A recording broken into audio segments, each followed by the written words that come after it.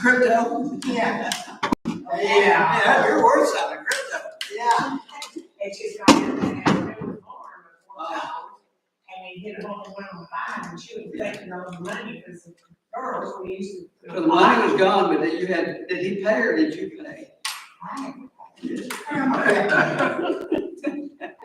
I heard that. I heard that for years, but I never heard it was true. It's true. You know, one day y'all four missed that fun. What? Team out there on number one. They all missed it. Oh, man, One on I would have had a number now, but they didn't tell me before they did. So you're an empty nester then? We are. Oh, he didn't tell me. How's that going? He said, we're going to replace that here. You're still alive. We sat there different days. Financials. No, Eric's gonna make a financial report. Abacus dropped off the review.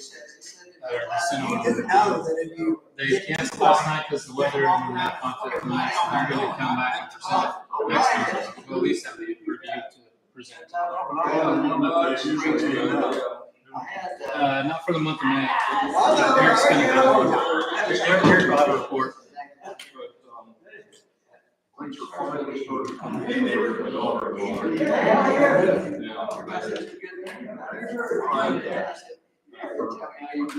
4 years. That about Frank's calling me, saying, make sure that they do interior. Just slightly over 2 months ago. He said, The surgery. why? I said, well, I'm reading, my friends are your friends. Yeah.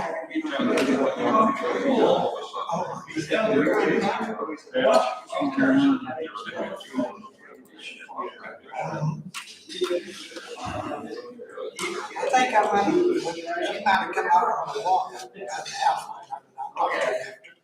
After she did that. That was before they did. Oh, yeah, she said, she's your resident.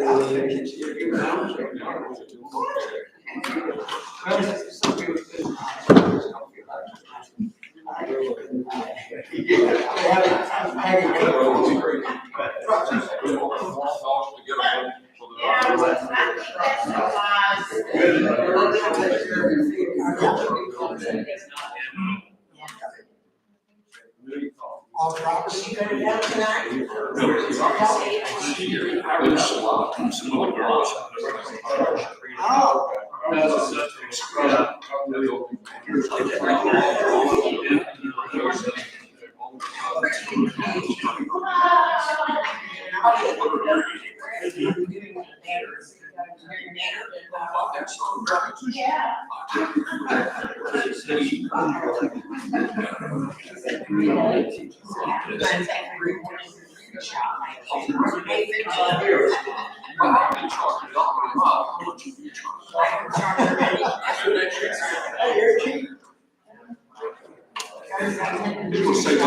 Yeah, I heard that. She's doing great. I'm here, baby. Hey, where you go? What are you doing?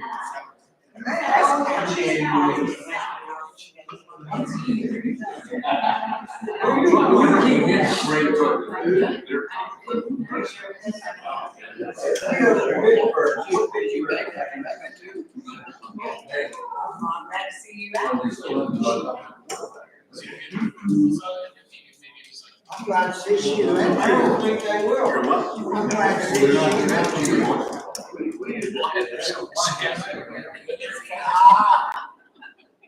I knew you were sneaking over the hill. They say. Two would worse.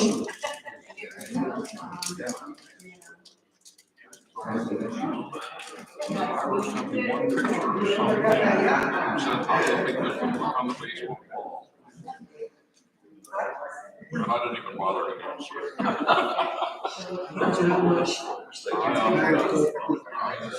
superintendent like to get the message. Sometimes people really know, sometimes they don't.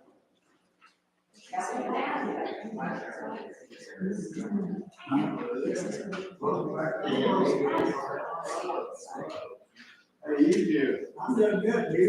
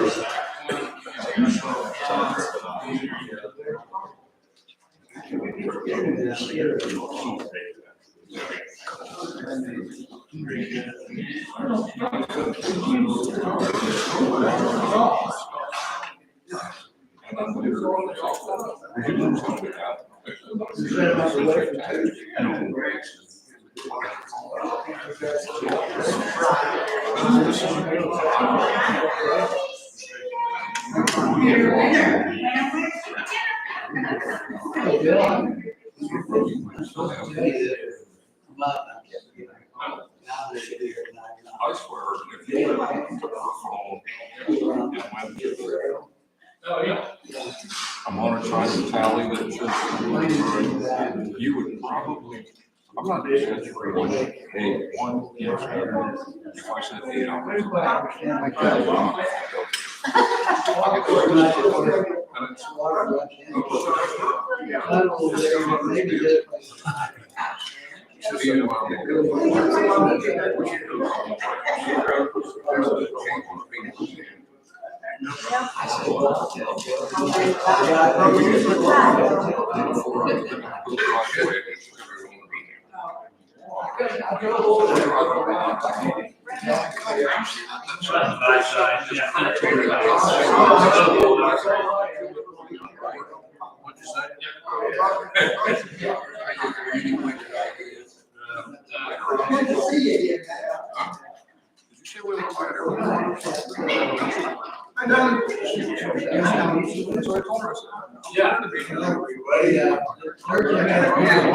You wait Tuesday. You want to go? Today's Tuesday.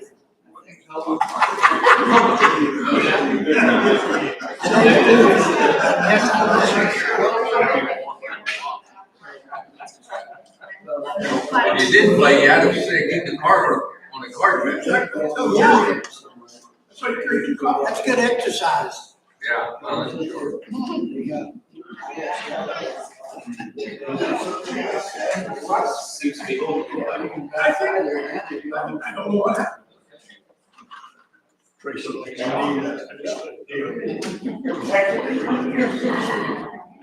Change later.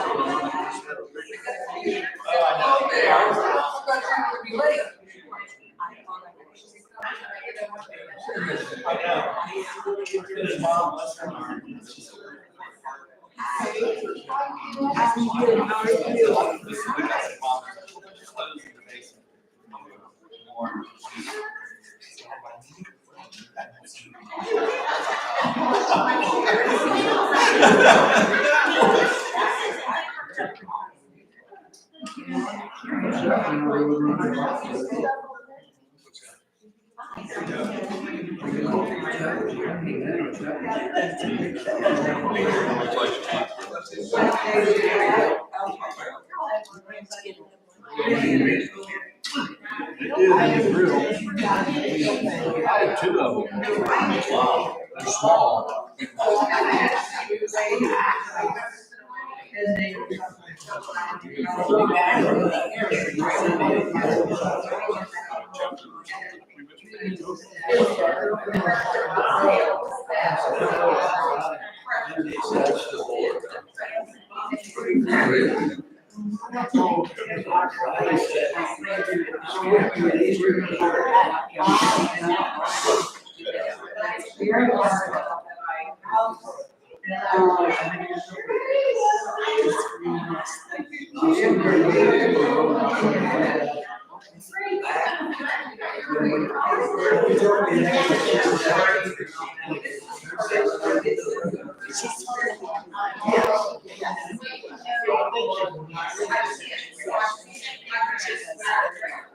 Betty asked about it this week. Betty.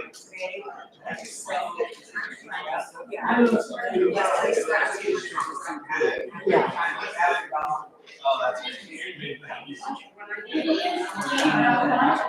Betty's not. Yeah, the last 5 days. We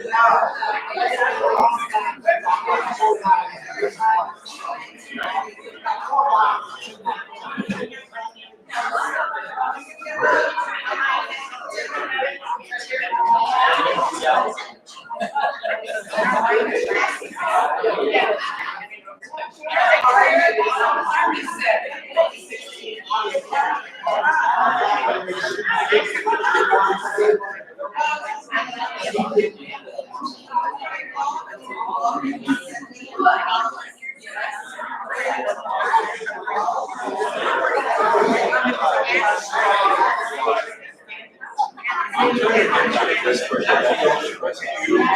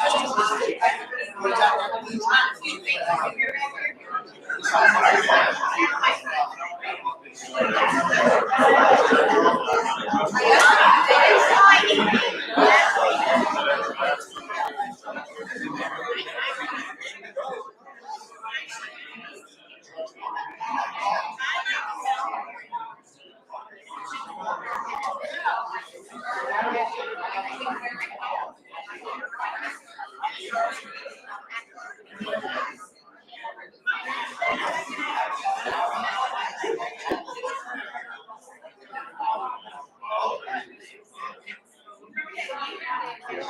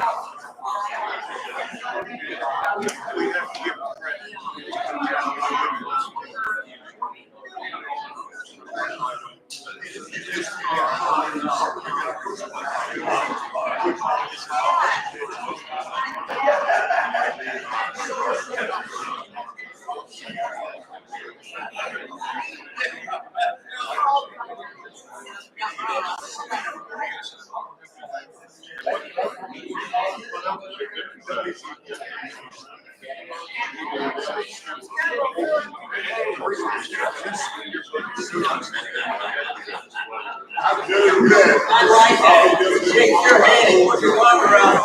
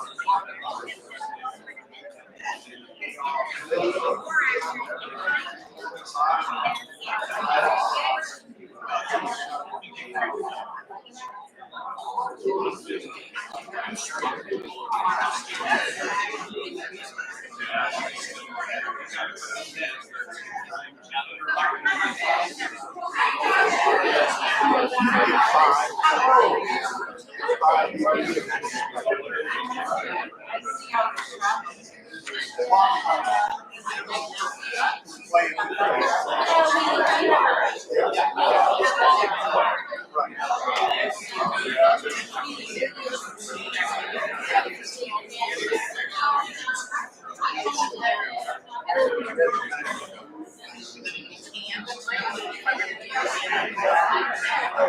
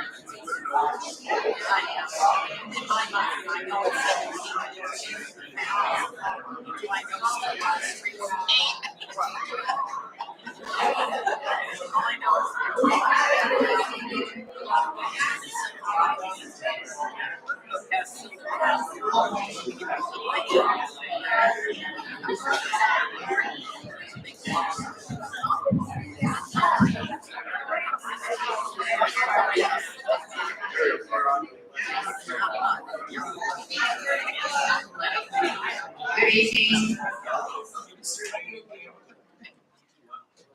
Thank you, everybody, for being here tonight. We've got a large crowd, which is nice to see everybody's smiling faces. Right? Everybody's smiling, happy. Okay. It's a beautiful day in the neighborhood. Some of us got to play golf this morning in the club championship, and it was a great day for that. We're not going to talk about the scores.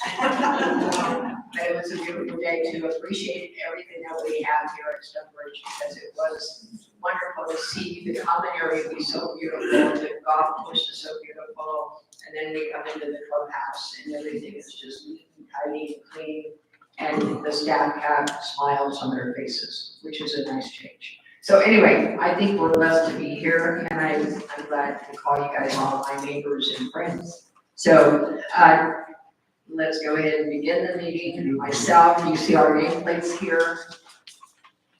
Do we have any brand new owners that are in the audience that has not attended an annual meeting?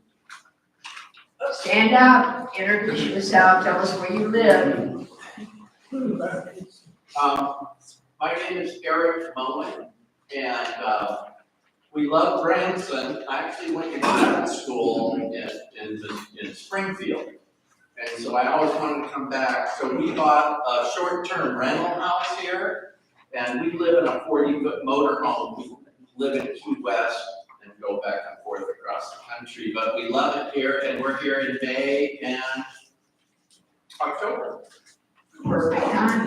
Awesome. Thank you for being here. Welcome. Okay, moving on, approval of the annual meetings from May of 2024. I make a motion to approve. Second. I'll second that.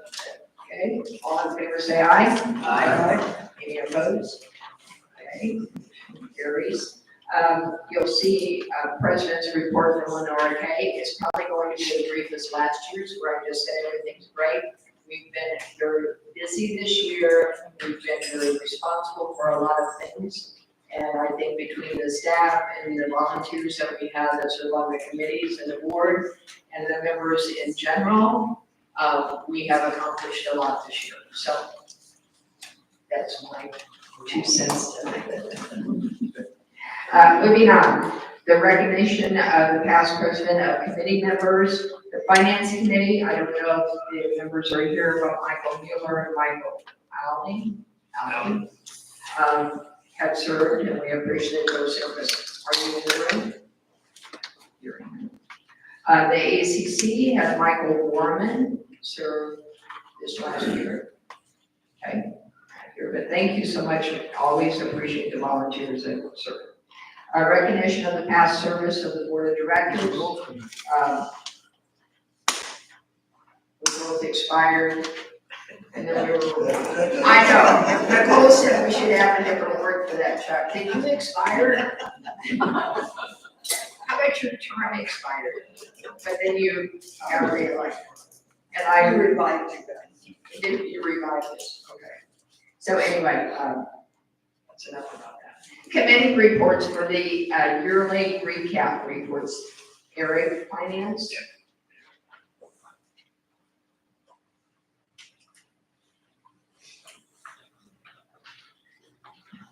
And first off, say that Abacus was on schedule to be here last night.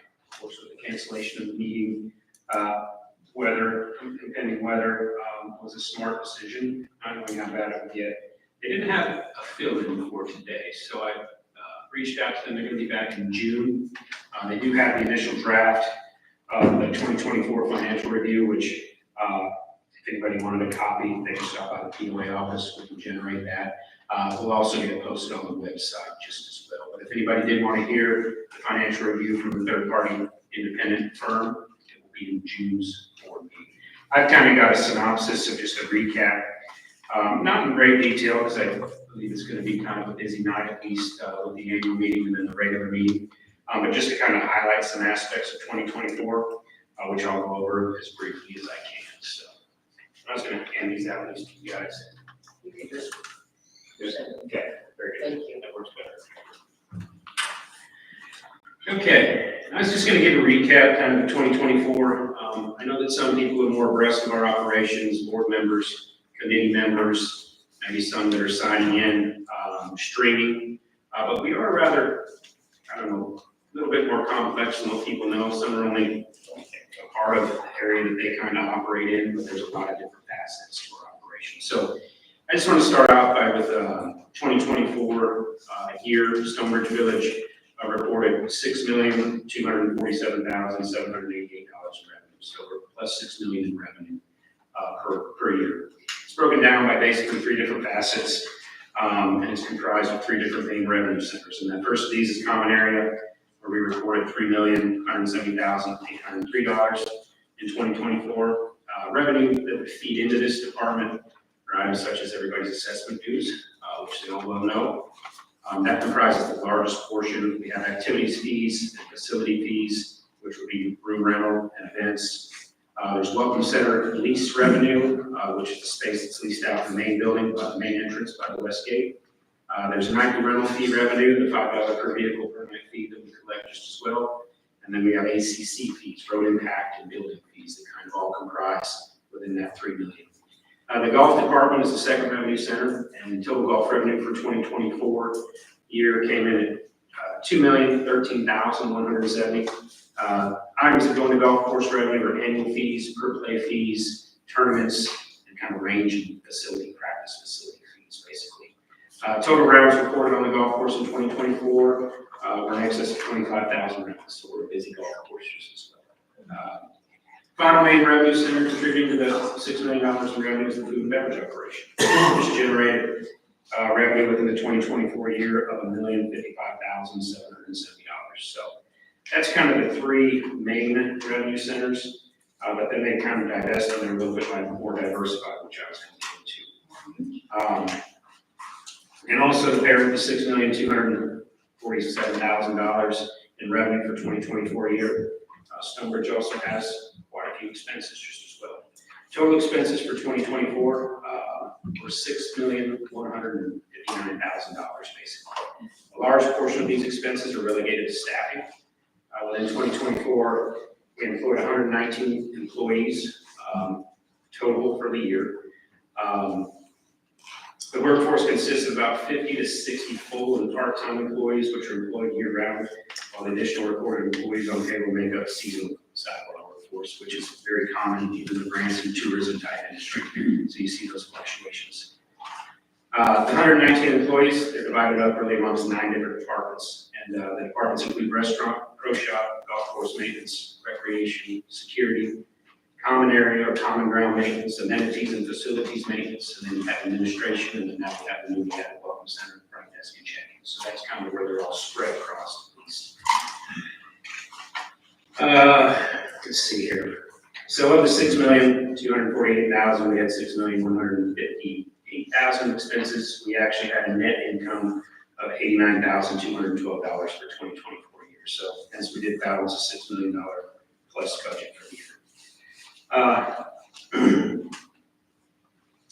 Let me see. I skipped over something. That's all right. I was going to mention where some of the other expenses came in at. One of those expenses I was going to mention was depreciation. It's one of the expenses we record our useful life of our fixed assets as they run their useful course. I can tell you the total fixed assets on our balance sheet at the end of 2024 exceeded 20 million for Stonebridge. They include kind of common buildings, which would be clubhouse, welcome center, pavilion. It was comprised of about 5.9 million. You got your common land, which some of that is the slivers of land between people's backyards on one side of the hill to the other hill. Some easements in other areas, parks, ponds, and then our road infrastructure, basically. That comprises about 3.9 million. And then we have golf course buildings, which is simply golf course maintenance shop and halfway houses on number 5 and 15. It's about 366,000. Then we have golf course land, which of course is the golf course and the pump houses that you see there. That comprises a value of about 6.3 million. So the remaining 3.6 million of fixed assets comprises the equipment necessary for the 9 departments mentioned earlier that function on a daily basis within their prescribed tasks. I mention this just because each year we have a capital budget. It's also compiled with the finance committee reviews, and then ultimately the board approves it. The capital budget is composed of departmental requests for equipment and/or land and building upgrades, which are necessary to uphold the quality of life that owners come to expect and guests to visit the village. In 2024, Stonebridge invested $521,833 back into buildings, land, and equipment. So that's just kind of a brief kind of 30,000 foot view kind of our operation, but sometimes it's good to be mindful of the expansion, the scope of it, because sometimes it gets lost in that. So that's really all I had. Thank you, Eric.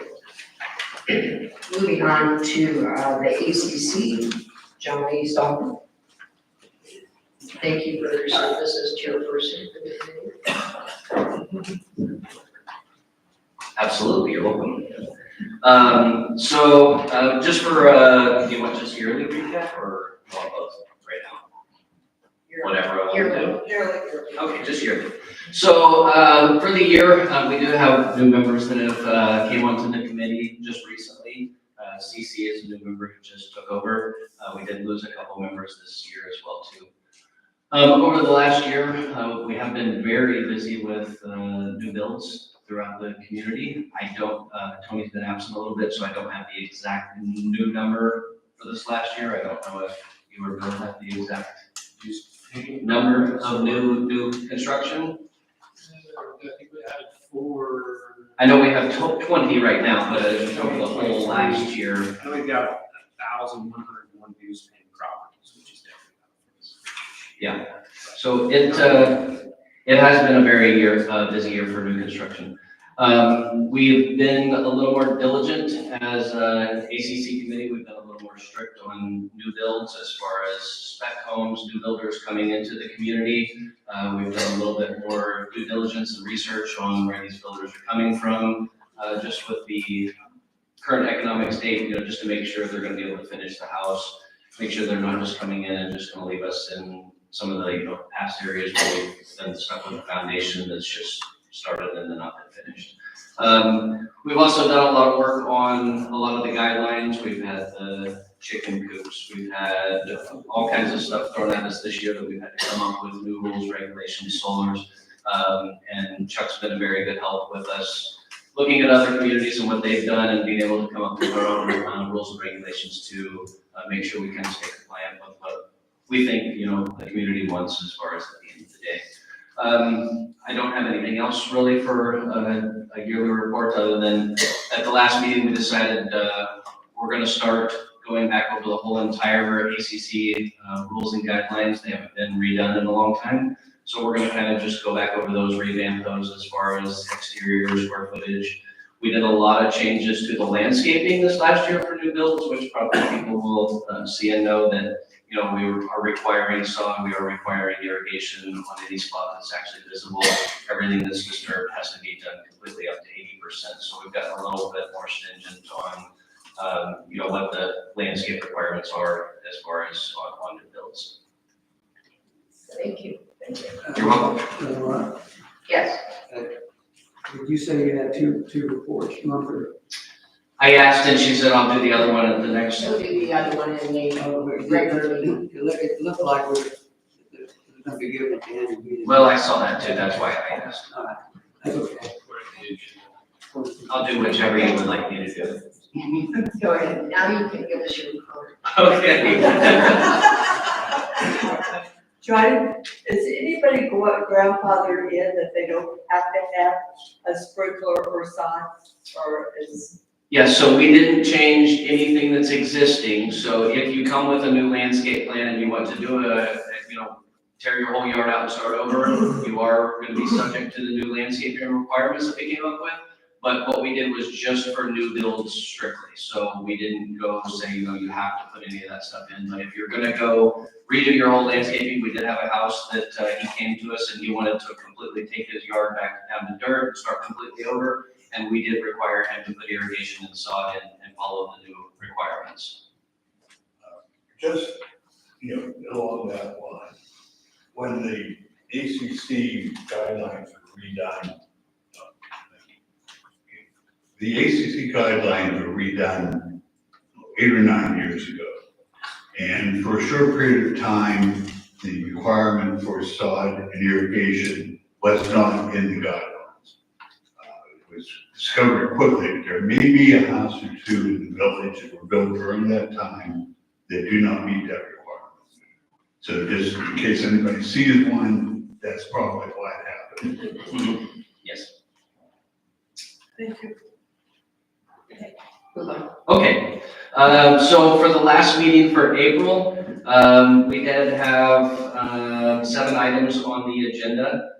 We had a request for a retractable awning, and again, with some of the requests for outdoor stuff, I mean, again, we are taking into consideration, you know, golf course view, neighbor view, what that looks like exactly, you know, on your property as well too. We did approve the retractable awning to be installed. We had a request for trees to be put along the property line separating 2 homes, which we did approve that. We did approve a request for raised flower beds, which we have done a couple times.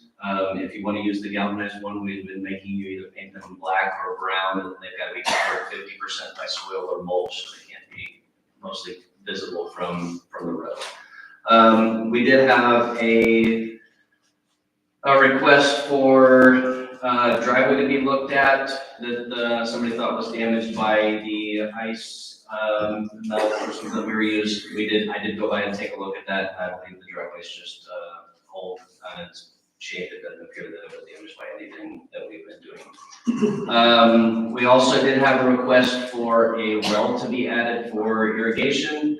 We denied that request, and so did American Water. We also had a request for some tree removal. We did approve all those requests. If you do have any trees that you do need removed, we do make sure you call Tony. She'll send out John or somebody to take a look at those before you actually do remove them. We do have a builder that we did have on the agenda that we're having some issues with on number 17. He's built 4 retaining walls that were not approved, the quality of them, and we did have some issues with him. Probably going to come up in the future, just letting you know. We did tell him that me and John would meet him out there to have a further conversation with him on site. But that is pending at this moment. We're waiting on him to reach back out to us with his excavator that installed those so we can discuss the quality of them and what you see from the golf course that we do not believe is acceptable. Several violation letters for the yards that we just sent out notices, just needing trimmed, some other stuff. We do know the weather's been a little bit rough the last couple of weeks, so we've been kind of lenient on that, but we are back into, making sure we get those taken care of as well too. And you know, this power system, that cable system that White River was putting in, Yes. in the front of my yard, they did considerable amount of damage. Do we require sod? Because they didn't do sod, they just put seed down and straw. So that was their requirements that I believe they worked out with that. They're gonna put everything back to the way that it was, my understanding. And if there was any issues, you could contact them and they would come back out and address that. The only thing I've covered with them are the roads. So we've had some areas where the roads have been damaged. Well, in my case, they pulled in the side of in the yard, put the road there, and parked there for about 3 days, and it was tore up a lot. And then they put straw in it, so we were talking about sod, I thought, they put sod down. Yeah, I would have to look at further the conversation with the guy that's in charge of that, because they haven't addressed. Let us know their address and we can submit it to them. Yeah. I'm dealing directly with the subcontractor on it. And they have been very good for the ones that I know of, that if they've had an issue, that it's I not. mean, it's come out, they couldn't find, but when they did, well, should put sod down. We do have in the last part, new construction checklists. Again, we have 19 new construction going on in the village right now. We have 6 of those that just have completed for final inspections in this next month, so they'll be coming up. Any questions? Hearing none, thank you, John. Thank you. Moving on to the golf committee, Craig. Thank you, Craig, for your service also. Pretty easy. It is? It's easy when you like golf, so I'll paraphrase like that. So one of the things I wanted to touch on was not so much the golf committee as one item, but a few other things that go on through the golf course maintenance and a little more detail of what Eric had addressed as far as the revenue goes. From the maintenance side of the house, Colby Armbruster and his team have just done, as you said, a phenomenal job on the course. They've had some pretty steep challenges, especially in 2024. We had a significant amount of winter kill on several of the fairways, which he tried to hope that we would get it back without having to go through the process of residing. Unfortunately, it didn't come back. So those that play golf, you've seen a lot of sod on the golf course. We still have sod on the golf course this year from other issues that we're trying to address. But that's kind of an ongoing thing that we're going to see every year. And it really deals with the rain that comes in, the freeze, the thaw, the rain again, the freeze, and just that process is really what destroys the turf. And we primarily have what's called warm season grass, so that's why it's sensitive to the freezing and thawing. One of the other things that we have, since our course is 25 plus years old, we have a lot of growth. We have a lot of tree growth. We have a lot of underbrush growth, and the maintenance team every year goes out and addresses that very aggressively during kind of the off season, where there aren't as many golfers out and they can get a lot more done. Those who play golf have seen a lot of the clearing that's been done. We get a lot of feedback from golfers through the golf committee that talk about, hey, is there anything we can do with this area here? You're kind of blocked out, if you're gonna take a shot. We take all that to Colby and his team, and they look at it to see the feasibility of it and if there's gonna be any kind of major cost issues with that, trying to do that clearing. The other thing that we have, since we're a 25-year-old plus course, is we have an irrigation system. That irrigation system is 1990s vintage, so it presents a lot of opportunities for his team every year with new heads that have to get put in, new components within the heads. We have sprinkler lines that will break, and it's just part of the geography down here. We got a lot of rocks, as you all know from your yards. And those rocks, when it freezes and thaws, they like to move. And that pipes don't like that. So we have a lot of opportunities with changes there. And those guys do an outstanding job of trying to make those repairs and keep golf flowing. And it's not an easy thing for them to do. They're kind of getting like target practice at times, but they stick with it and they just laugh at it, whenever things like that go on. This year, we continue to address the winter kill. We've also got some areas this year, if you've been on the course, several of the entry and exit areas where carts come into the fairways and leave the fairways have all been resodded this year. And us golfers are kind of like lemmings, we just follow the one in front of us. So we have areas that have a tendency to get worn down faster than other areas. So Colby and his team kind of move things around throughout the year to try to get us to stop being lemmings. And that's tough for some of us. So that type of resodding is going to continue to take place. And Colby does a really good job of having his own little turf farm back here at the back of the driving range, which allows him to be very quick to respond. It helps when you have an agronomist as a superintendent. And then just kind of one last thing on the maintenance side of the house. We've had issues the past couple of years. On the 16th hole, we have a tee box that has a retaining wall, and that retaining wall has been collapsing. So Colby and his team tore it down to the ground and rebuilt it, and we should see it open back up in another few weeks. So that'll be nice. It looks phenomenal compared to what it was before. And then from the pro shop, Eric brought up the 25,000 rounds in 2024. And if you really think about it, the large majority of those rounds happen from May through the end of October. So that is a very busy season for us. And those of us that play golf, wow, you were part of that. You see the traffic on the course. And that's really great for us to have that kind of revenue generated and that kind of flow. When you look at some of the other courses that are around here, we're very competitively priced. We offer a great product. So one of the things that we do as a golf committee is we're out on the course playing.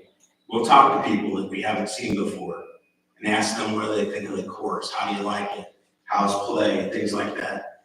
And I know I've gotten a lot of great feedback, and we kind of talk about it every month at the golf committee meeting.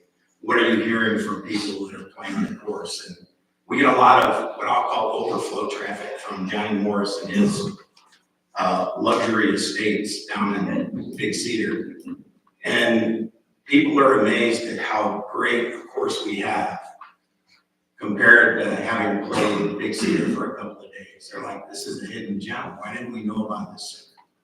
So we're trying to get the word out, and we've had people, one of the folks was just telling me that they had talked to somebody last week that was here. They were in the grill after playing golf, and they said, we didn't even know about this place, and we got an extra day, so we're gonna come back and play tomorrow, which is really great. So from our perspective, that's all good news for us. And that's all I have.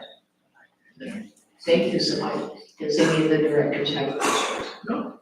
Okay. Hearing none. Thank you.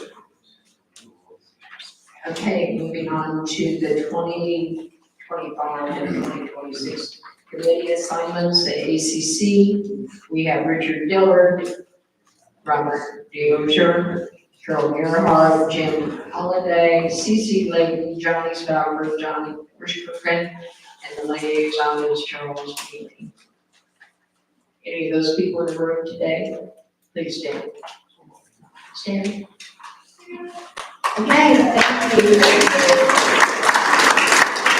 For the finance committee, we have Rita DeGoger, Herbst, Ryan Hobson, Vicki Magnuson, Tim Robinson, Eric Sellers, Larry Tungate, and liaison is Larry Miller. Anybody in the room? Nobody. Okay, golf committee is Joe Allen, Rick Carter, Margaret Easter, Janet Stevens, Craig Humboldt, James Wagner, Dan Ward, and Gary Carter is the liaison. Anybody in the room? There they are. Thank you, everybody, for your service. The annual election and ballot report, that's up to Bill Haskell. Again, that report's gonna be pretty quick, because there were 2 applicants filling the 2 open positions. They're currently, the 2 that are currently seated, Chuck Neely received 1,134 votes, and Lenore Kay received 1,124 votes. So they were serving another 3 years on the board of directors. Thank you. Okay, motion to adjourn. Before we do that, do we need to, make the motion to change the date of the meeting? We have the 19th up here at the top, and it's the 20th that we're having it. Or do we just change it? I don't know. We want to make sure we have the right date. Okay. I'll second it. All in favor, say aye. Aye. Okay, moving on.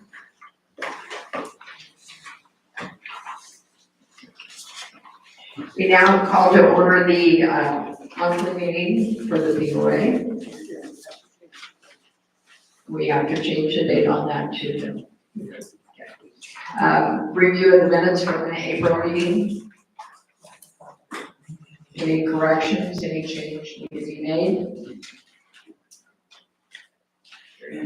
Motion to approve. Okay. All in favor, say aye. Aye. Okay. Establishment of the board officers for 2024 to 2026. 25 to 26. Everybody knows everything. So, Okay, so I'd like to make a motion. I'd like to make a motion, that our president, beginning this meeting, going forward would be Chuck Neely. Our vice president will be Lenore Kay. Our secretary will be Jeremy Lawrence. And our treasurer will be Larry Miller.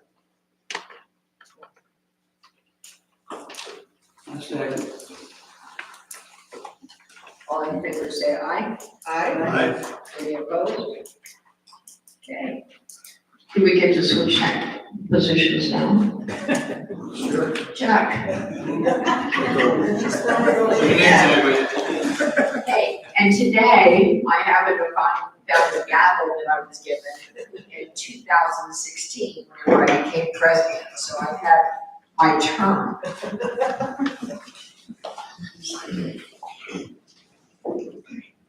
Oh, I was gonna change places. You are changing places. Yeah, you're going over there, you're going over there. I'm having you. You're down. No, I'm not here. I love being at the end of the table.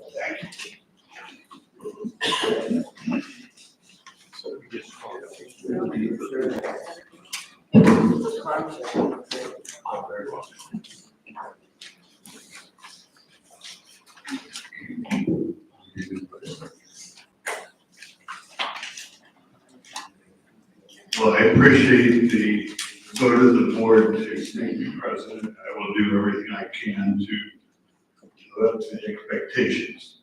And I appreciate Lenore Kay staying on as vice president because I'll need all the help I can get.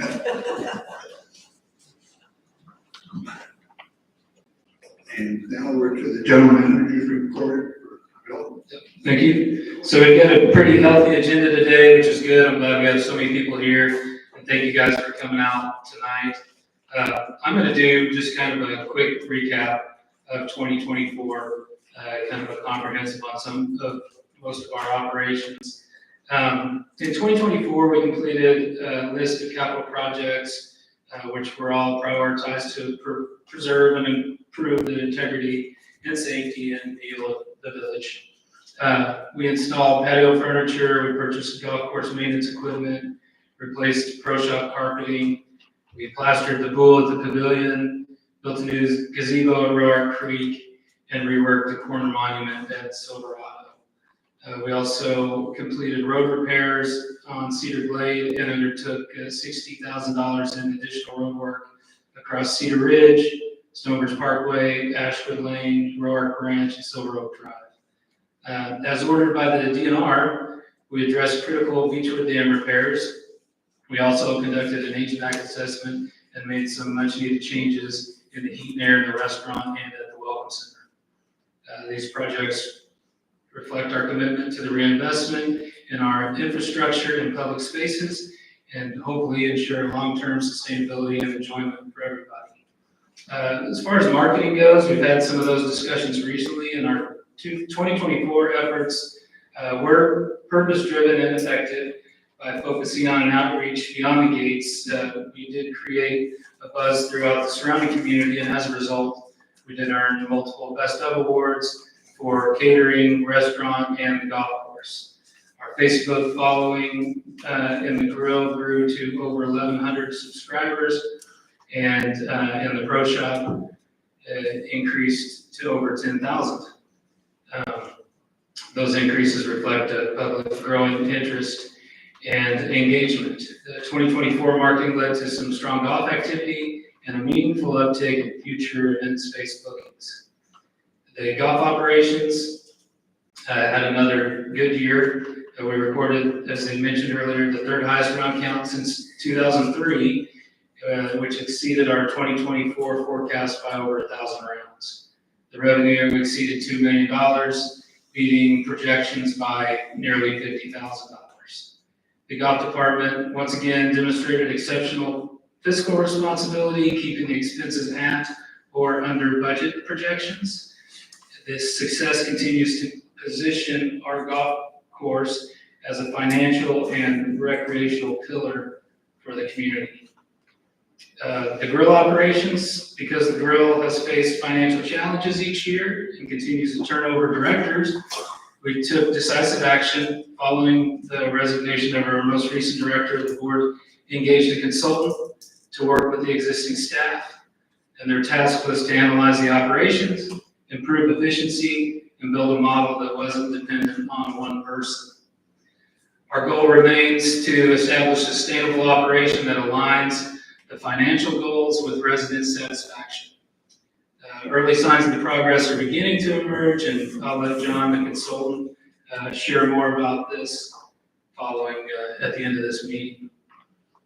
Recreation department underwent some changes as well in 2024. Historically, our activities director was tasked with organizing break-even activities and booking meeting space revenue per game. It became apparent that these demands exceeded the role's capabilities. So to address this, we brought in Cassie Aberly Doyle to focus solely on event meeting space bookings. And we utilized the 2023 member survey to guide our property owner event schedule. In April, we did, our activities director retired, and shortly thereafter, we hired a replacement to build on her progress.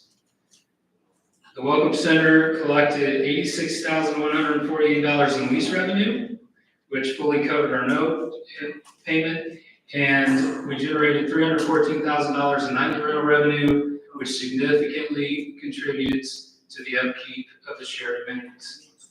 So far this year, we successfully completed asphalt resurfacing around the clubhouse, improving drainage, and eliminating trip hazards. We've added new kitchen equipment, replaced the blinds in the Prairie Lake Par room, and we continue to explore creative supplemental revenue opportunities like ATM machine, vending machines, smart car charging stations, ticket sales platform that we plan on getting involved in the Welcome Center. Those are just some of the things that, some additional revenue opportunities that we are contemplating. Despite the weather challenges this spring, golf continues to perform exceptionally, and the grill is in transition, but early signs suggest that our new operational approach, or portions of the new operational approach, are working. We're also seeing some improvements in listening to owner feedback and ensuring that resident demands are met with action. Event booking projections and advertising revenue they're at an all-time high, and we're committed to continuing this for the rest of this year. We should as we look forward to the rest of the year, hopefully we'll all take pride in what we've accomplished this past year and want to focus on continuing with teamwork and transparency.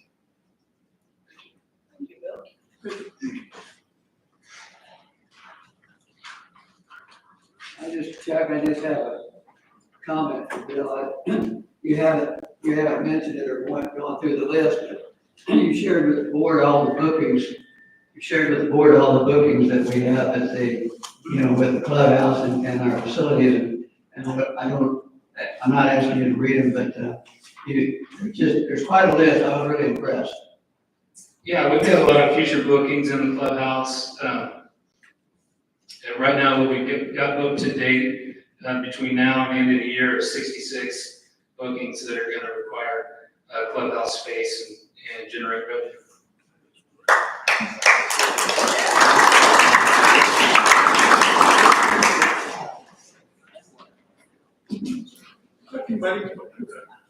Yeah, we're getting more money booked. We're sitting on 5 right now, but there's definitely room to grow there.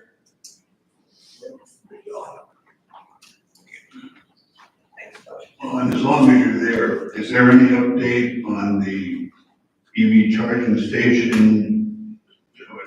Progressing? No, just electrical requirements are what we're trying to figure out right now with the electrician. Still has not been able to get out to view the area, but we do have 2 spots picked out to get bids on, and we're dealing with ChargePoint and there's 2 companies that we're dealing with. I forget ChargePoint. I forget the other one. Okay. And the other thing, we were waiting for an engineer to come out and assess and evaluate the bridge. And still are. I've been talking with Jeff Shower, talking to Jeff Shower quite a bit. He was out in Montana doing something, then he came back and he's looking for a piece of boring equipment that's supposed to come out, and then it rains. So hopefully he'll be out soon. I really hope to have that done by yesterday, before yesterday. He still hasn't been out. We're kind of waiting. We've got the lift up there for him because he's going to need the lift to access that roof area. And all we're trying to get is a 24-hour notice so we can send out an email saying that we're going to divert traffic around through the Welcome Center parking lot when he's doing his testing. Okay, thank you. Thanks. You might stay up here. Moving on to the new business, the Veterans Activity to Purple Heart dedication. I'm sure everyone's aware that Stonebridge has received a Purple Heart Village designation. And as part of that, there's going to be a Veterans Memorial place. Is this something? Maybe I'm just holding, right? There was a meeting held last week to start the process of determining what type of monument will be placed at that memorial, and the verbiage will be used on it. KN is in the process of putting together some verbiage and a form to put out to the people who were at that meeting, asking for their input so we could finalize one set of verbiage and get the signs ordered and get them up. And the day that we're aiming to get it up is August 7th, I believe it was. Yeah, it's August 6th or so. But as things go, not knowing what the lead time will be for the signage, that may be a date that will have to be pushed back perhaps to November around Memorial Day, or around Veterans Day. And the only thing I would add is that if anybody would like to be put on that communication list, just please give me your email address tonight. I'll put you right on that list, and you'll get communication from KN regarding the verbiage and the timing of everything to follow. If you don't give it to me tonight, you can always call KN at the POA office and give it to her then. And then we just add you to that list.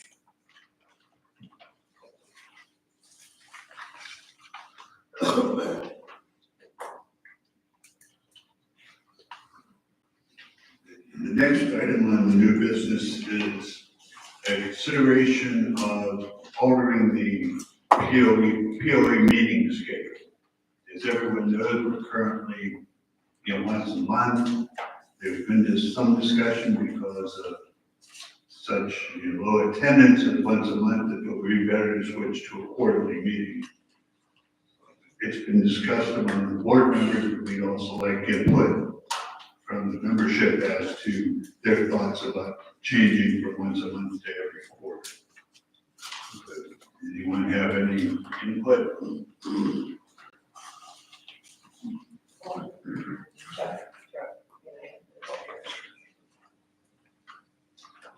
I think it's, the fact is that we have had low attendance from the membership overall at the meetings. And I think also with the fact that we do have the newsletter, we have the website, we have email communication of all the committee reports and that. And so there is a proposal that if we do change to a quarterly meeting, it doesn't mean that we still will not be responding to anybody's wants or needs or comments or anything that needs to be addressed. In between that, we would set up a program where you could communicate with the staff at the general manager's facility, whether it be talking to Bill or Eric or whomever, and making sure that it still gets addressed. Thank you. Chuck?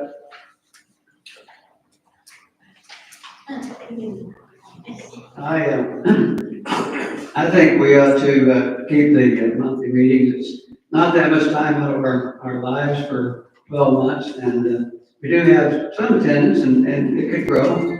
I got good attendance tonight. So I think we ought to keep the monthly meetings, and it doesn't take that long if it's short attendance. But having a quarterly meeting, I know there's a way that you can call special meetings in the quarter if things come up, and if things do come up. I'm concerned that we'll be calling a lot of special meetings, be more difficult to get the communication out because they'll be open meetings. And I'm also concerned that there could be a little bit more of distrust between the members and the board and management if they just don't see us and hear from us as often, and we give them an opportunity to stand up and voice their concerns or praise if they want to give us some praise. Concerns generally outweigh the praise, but we'll take that.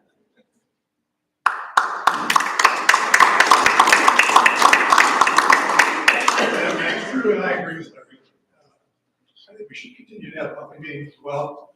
If we have there might be a couple of months in the year where we could look at postponing the meeting or having like December, in February, months of February, December, we might, at that point in time, not have a meeting that month, because of the activity and everything else, pretty well wrapped up in the year. And so February is a very light month as well.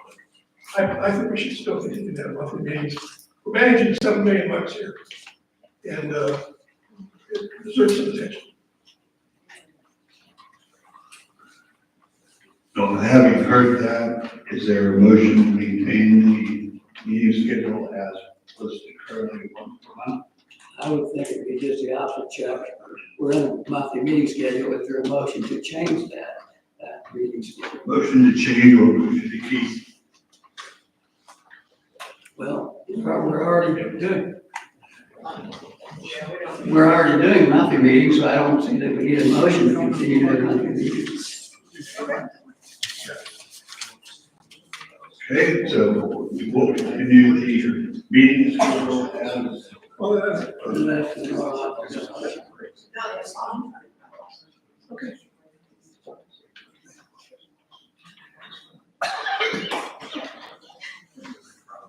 We also have had some feedback regarding the newsletter. It's becoming unwieldy in some people's minds, and we have no concrete ideas of how to alter it as far as I know. My thought would be if we could take all the advertising and put it at the back of the newsletter rather than interspersing it. But I don't know if the advertising rates are coordinated with placement in the newsletter. So I can tell you about how the rates are set up, but they're not, it's not based on placement. It's only size and duration. But if you were a advertiser, You know, I would not like that. Right. If you were an advertiser and we could take ads, I would not be, I don't think I would like to replace them back because my would be red. So, I don't know, do you have a problem with the ads being in the newsletter itself? Does it bother you? I like the ads. I think some of them are very informative. We use some of the services. So, I think it's not wrong. Then we'll take the opinion, if it's not broke, don't fix it, and the newsletter will stay as it is.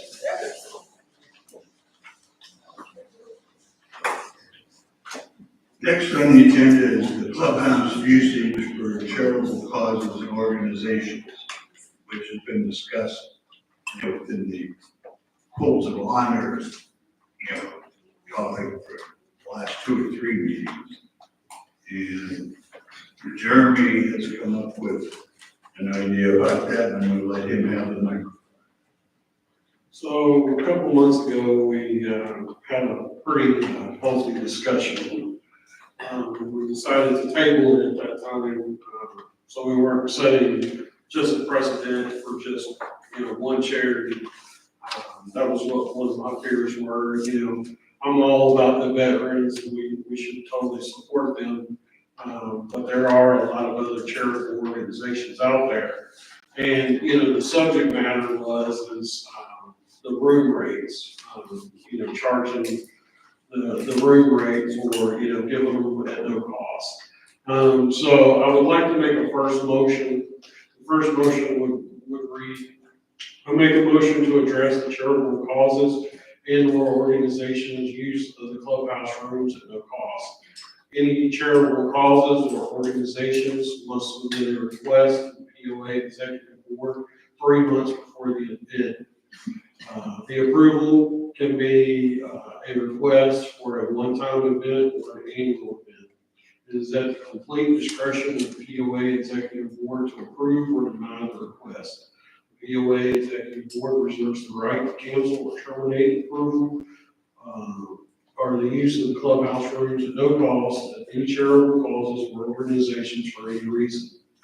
The POA Executive Board will be guided by the time of the request and does the cause or the organization benefit Stonebridge and or the owners within the village.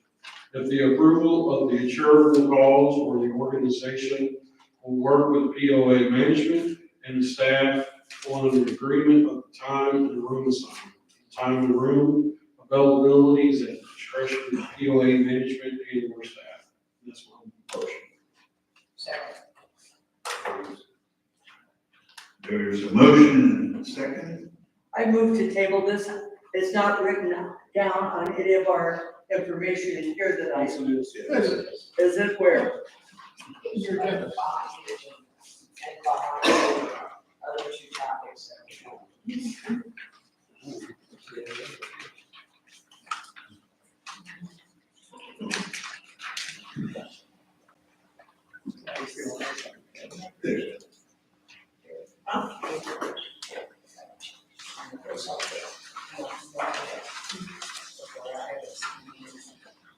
I still would like to table this until next month, so as I have time to read this and really understand how it would work.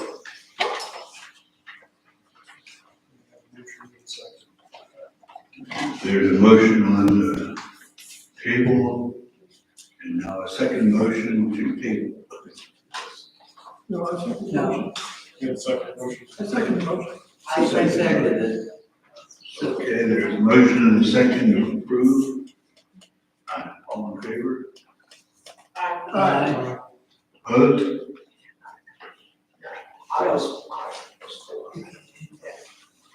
Motion carried. I'd like to information, Chuck, because this was sent out to us. I didn't see this, anything I received. I sent it.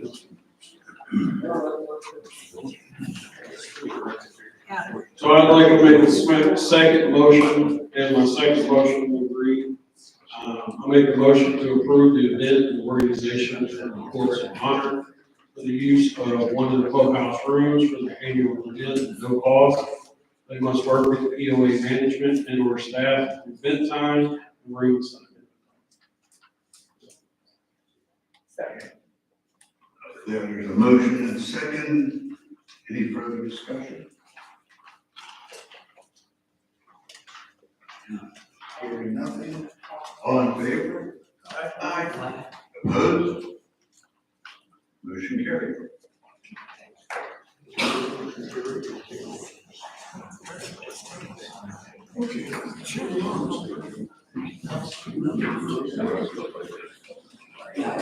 There has been a proposal put together for the timeshare agreements.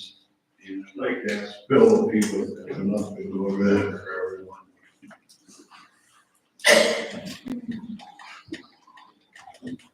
Let me get to it here. So I think everybody, well, not everybody, but most that come to meetings, or if you serve on a committee, especially the finance committee, or you serve on the board, you're aware of the timeshare situation. The proposal that I kind of drafted is an effort of win-win, with the idea that I think the timeshares are trying to get to a point of bankruptcy like they did with Branson Yacht Club. And this proposal kind of takes in our legal restrictions, market conditions, amended use data, the legal challenges, and the industry precedent.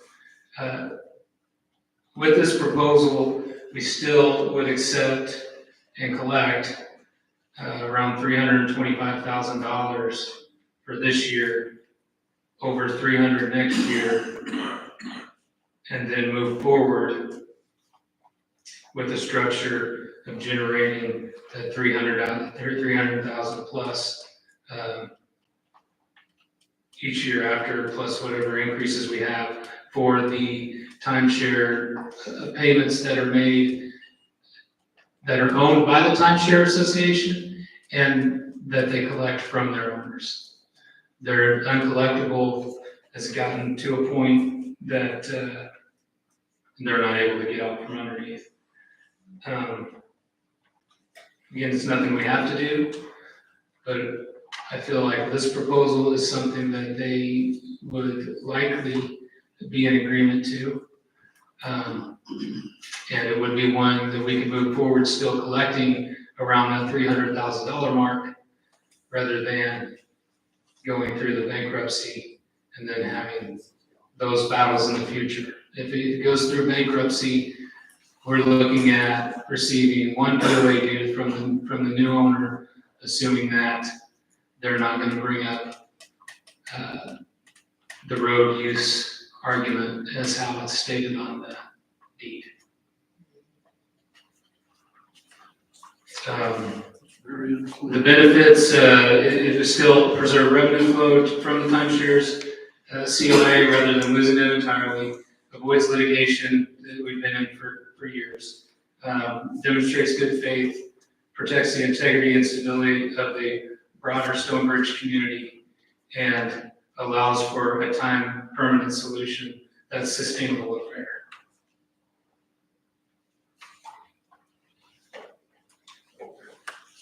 So.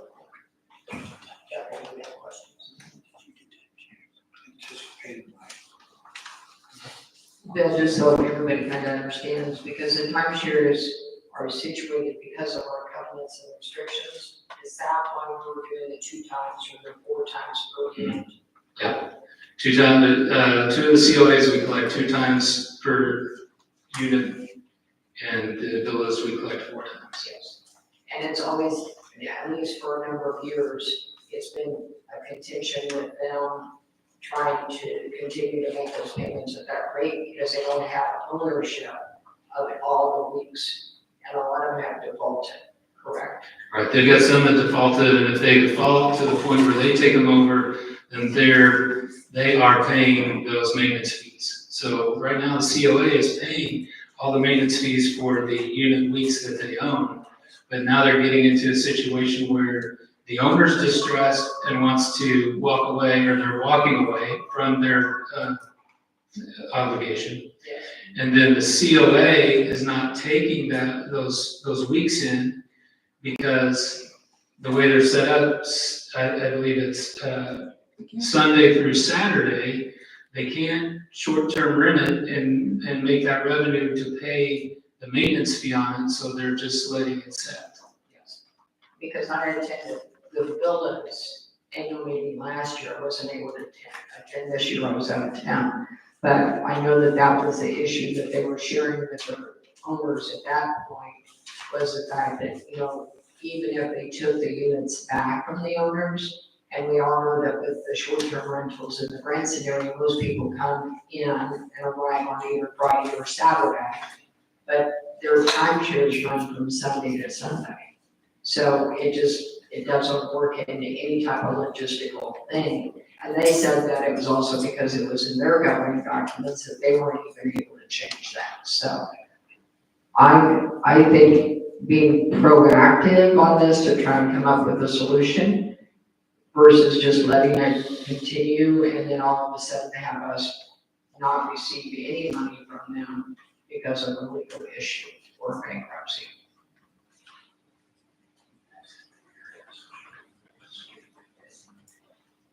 Any other questions from the board? This doesn't guarantee us anything, does it? Well, if you voted this in, it doesn't guarantee that they would even go for the agreement. If they did go with the agreement, it would guarantee us over $300,000 a year. Currently, last year we collected $345,000, so this year would be pretty close to $20,000 decline, $20,000 decline next year. Right now, the timeshare COA collections are declining 5 to 10% annually. That's been the rate over the past 4 years. And it's putting them in serious risk of bankruptcy, at least according to the new owners. And they've already tried that model with Branson Yacht Club and it worked for them. So are you looking for the board to give you the support for you to go ahead and propose this back to them? Yeah, if you want me to propose this to them, because I think it's a way that we could still, like I said, collect that revenue and, be able to plan and still provide for future years. I would make a motion to give management. I would make the motion to give management the authority to go ahead and present the timeshare proposal to the powers to be, whether it's through the legal counsel or through the management company. I second that motion. We have a motion and a second. Any further discussion? We have a question over here before the motion goes. Does Cooper community still have votes that what goes on in Stonebridge? They've got the 1,000 certificates, yes, Why is that? because their term's not expired. Does it have anything to do with the tanker? No. So we have a second on the motion. Okay, there's a motion and a second. All in favor? Aye. Opposed? Motion passed to present the proposal. And the last item is also another proposal. Again, Bill, you're probably going to handle this. I think Kelly's here. I'm here, I know I'm short, but I'm Kelly Rand. I've lived in the community for 8 years, and almost all of those 8 years, I've been teaching yoga, mainly in this room with the lovely view back there. And we've always had lessons at 8:30 in the morning, which we know we're missing a big group of people who just don't want to get up that early because they're retired. I've been pestered for years, why don't we have an afternoon class? So this is the proposal to add a 4:15 class on Mondays.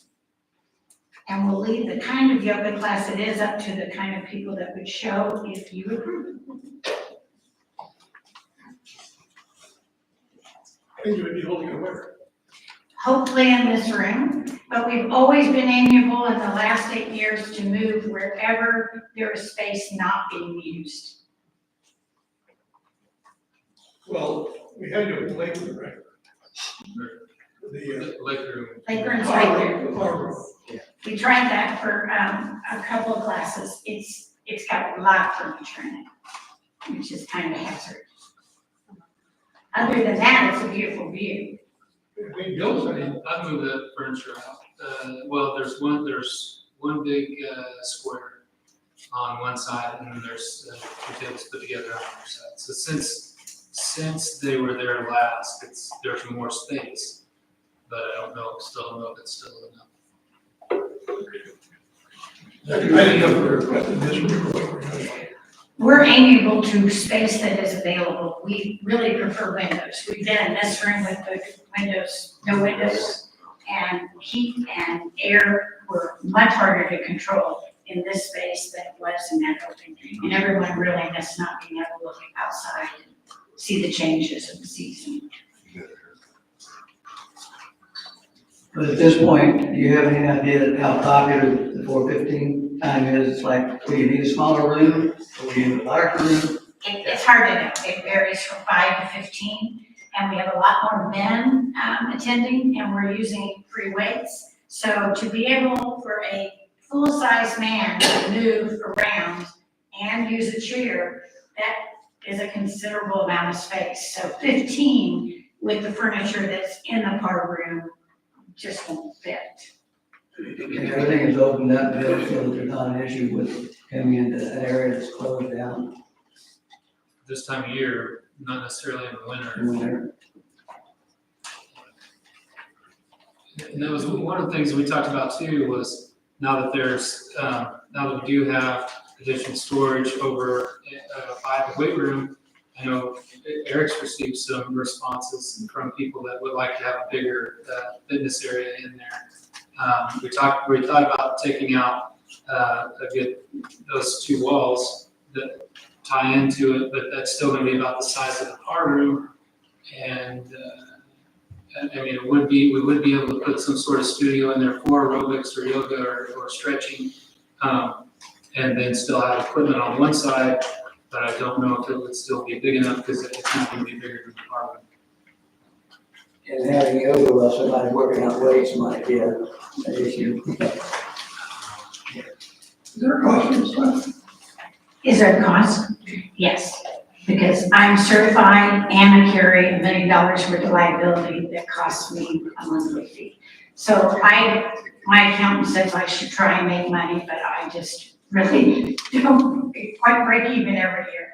But it's $5 a class or $4 if you buy a $40 10-use punch card.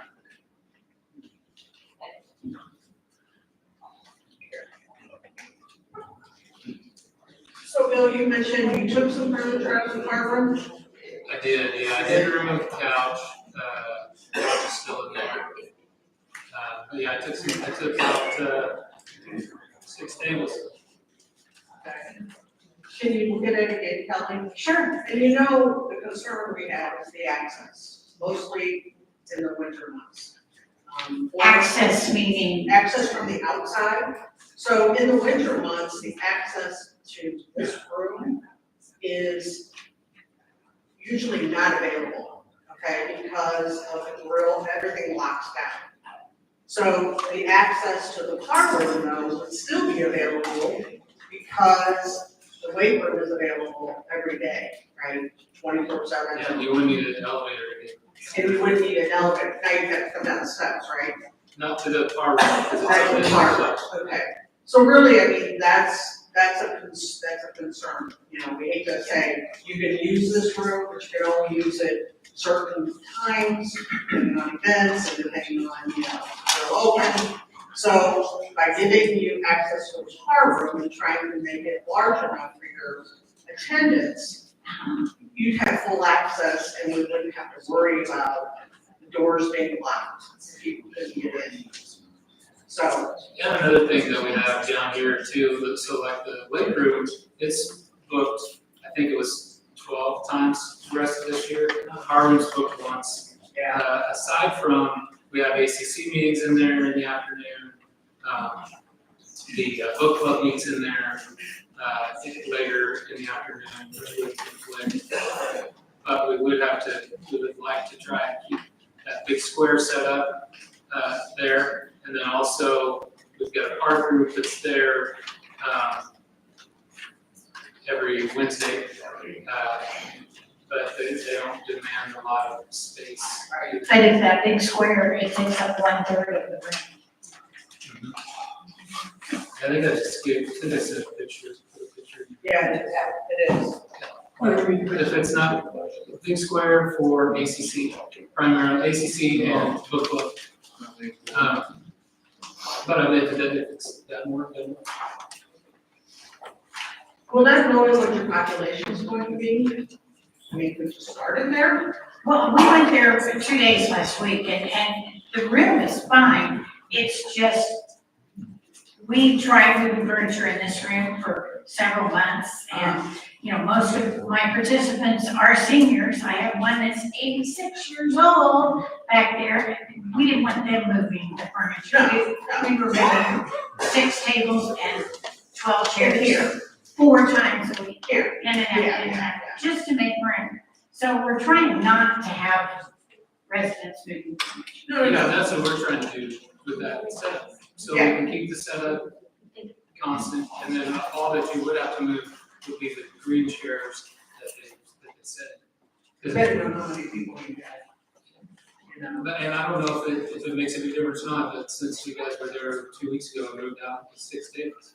Well, that's I great. don't know if that'll. If there's 6 more tables gone, that Yeah, so maybe you can view it, see if you think it might be better. Yep, we're amiable to it. And like I said, right now, you really don't know who all is going to attend, so maybe we shoot for that one first. But the permanent room is a great idea, and we like that, and we would love to have a permanent space, because it helps people know where to park. Sure, most definitely. Okay. So is the Monday approved? Okay. When would you start? When would you start your classes? Well, I wanted to start in May, but we'd like to start in June. We'd like to start as soon as possible. Okay, and would another day of the week work? No, I've already told a lot of residents and people actually coming. Our community is very active, so it's hard to find the time. And I wanted to try it to start in the summer, because believe it or not, we have more people come this summer than we do in the winter. How about 3 o'clock Sunday morning? Not very many people have things to do that.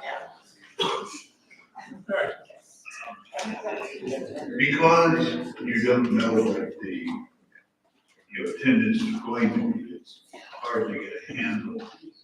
Would you be willing, if offered, to take like a 90-day trial period, see how many people you get and what arrangement space-wise would be beneficial going forward? Sure, that'd be great. I'll make a motion to, on a trial basis of 90 days, 4 to 15 on Monday, and room to be determined. Is that coming? I thought we were talking about a farm, and that's why the trial period. Well, yeah. Or, okay, or. Yep. Okay, we have a motion, is there a second? second. Any further discussion? Is part room, is that part of the motion or? Yes. No further discussion, all in favor? Opposed? You good to go for tonight? Namaste.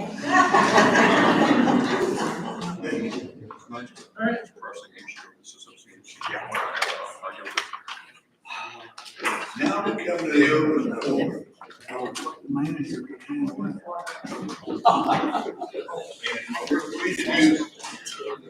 going to do this a little differently today. The first portion will be a general open forum. If you have any, comments regarding non-food and beverage operations, this is the time. Come on up to the podium, state your name, and let us know what's on your mind. You have 3 minutes. For 3 minutes. Okay, wait a second. Those up there. Hi, my name is Janet Stevens. I live on Silverwood Circle. Been in the community 8 years. Tony mentioned that you've sent out some violation orders for the ACC. This is all ACC related. I understand we've had a lot of rain in the last 6 weeks, but some of us can still maintain our properties properly in between rains. I want to find out, there's some specific addresses that I would like to share with you. Once you provide a notice, I'm assuming you're sending written notices to people, how long do they have to address their property before a second or however many notices go out to them? And specifically, I'm questioning when will the landscaping be complete on the new build on Silverwood Circle? Because it does butt up to number 11 Golf Bowl. There is a property on Silverwood Place. I can give you the address if you want it. It's well beyond needing the weeds road. It's probably about 2 feet high as of this morning. And then there is a property on Stony Kirk Circle, which you and I have discussed. It appears that the grass has been cut probably in the last week, but there is a tremendous amount of dead vegetation around that property that is breaking down. It backs up to number 2 detox. It needs to be addressed. I want to make sure, I know you all know, there is in the covenants section 12.1 and 12.2 that talks about the failure to maintain your property, and that the POA could, and although not obligated, could provide exterior services to cut, trim, care, maintain trees, shrubs, and grass, and then properly charge that homeowner. And then whether or not they pay for it, or we get a lien put on their house, but I'm going to make sure that that's being looked at. Thank you.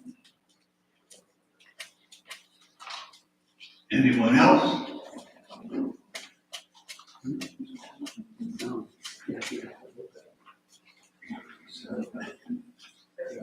My name is Alan Andrews, and I live on Ledges Way. And the question I have is that when new houses are built, any place in the development, are they required to get a formal survey from Stone County or from the state of Missouri that shows the property lines? Yes, of sir. the property? They are. Yes, sir. Thank you. I just have one question. There were 2. This is, just one question, Janet. There were 2 properties on Stony Creek Circle. A complaint went in. Just a correction. 608 and 612. Yes.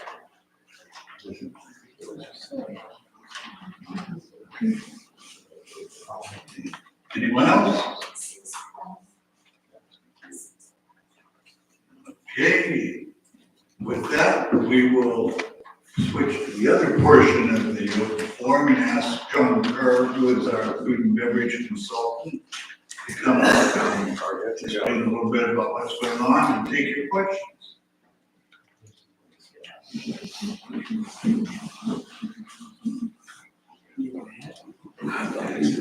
want to hand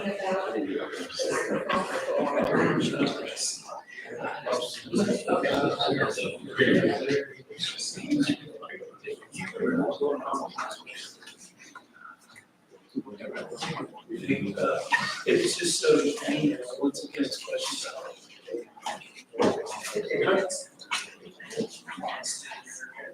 I was just gonna introduce myself. Everybody's leaving now. Yeah, for everybody that, you know, The rhetoric doesn't know, John Kerr is the food and beverage consultant that we've contracted with. And, you know, many people have asked to have the opportunity to hear him speak and ask questions. And I just want to first and foremost thank all of you for being here for this meeting and showing the support for the community that you're involved in. But secondly, would like to thank the board for their service here and having the pleasure to work alongside with you for these last months. It's some truly fine individuals on this board who do care about this community and the direction that it takes. So I wanted to keep this very informal and merely field questions from everyone to keep the narrative exactly what you're looking for, your questions, and I will do my best to answer them. But before we get to that, I've been asked to let everybody know who I am and why I'm here. So I've got to give you the 5-minute redux here of my qualifications and where I come from and what I specialize in. So I'll try and just breeze through that real quick, and then I can take all your questions if that's okay with you. So my name is John Kerr. I'm a recent transplant to the Branson area about 3 years ago now. I'm a husband and a father to 2 little boys who test my patients just about every day. In schooling, I was a researcher and a statistician. I am an accountant and a treasurer and a project manager for my local church here in Branson. I'm also an entrepreneur who's putting up a new commercial property here in town for the benefit of the Branson community, simultaneous with this project, as well as a business development strategist, a community advocate, a teacher, a coach, but above all, a servant, and hoping to serve those who require, my specific skill set to handle problems.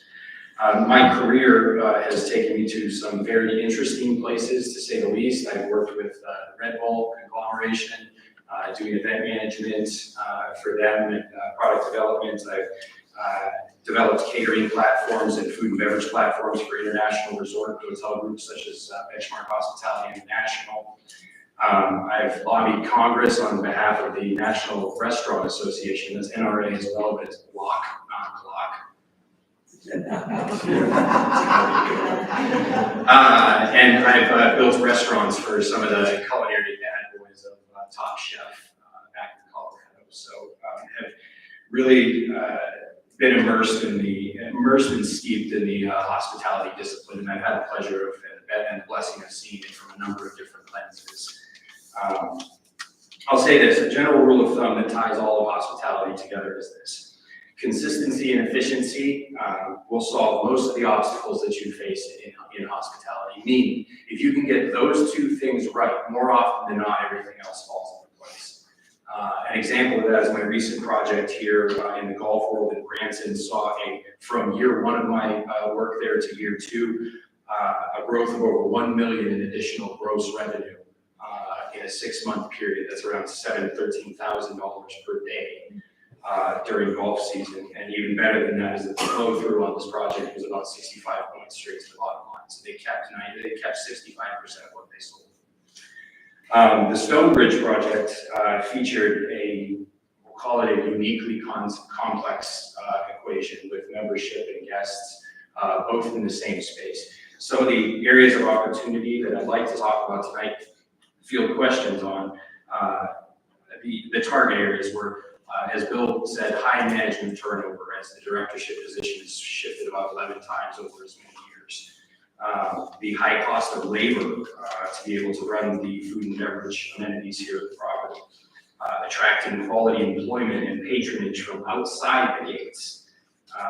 Intermixing of the member and the guest experience, where the guests come in and train wreck the member experience or vice versa. catering, whether it be visibility, whether it be equipment and operations flow for the catering department, the occupancy load that we are able to handle, the market type serviceability that we're able to handle with catering, event management, standardization needs, marketing for catering, menu development for catering, and also contracting off and off-site support kitchens to be able to help us in times of need. All areas of opportunity that we looked at over this last 5 months. Lastly, kitchen layout, menu production out of the grill, golf menu standardization, golf inventory, storage management, golf sales approach and labor spend corrections, accounting clarifications between golf and grill revenue centers, and then revenue capture opportunities from underserved locations such as the pool, the turn station, so on and so forth. Pairing all that with the CapEx expenditures that Bill mentioned with regards to kitchen needs, upgrades, repairs to the kitchen, opening new wings of the kitchen for revenue production. And then finally, just a price standardization, leveling cost of goods sold, and much needed upgrades to the dining experience in the grill.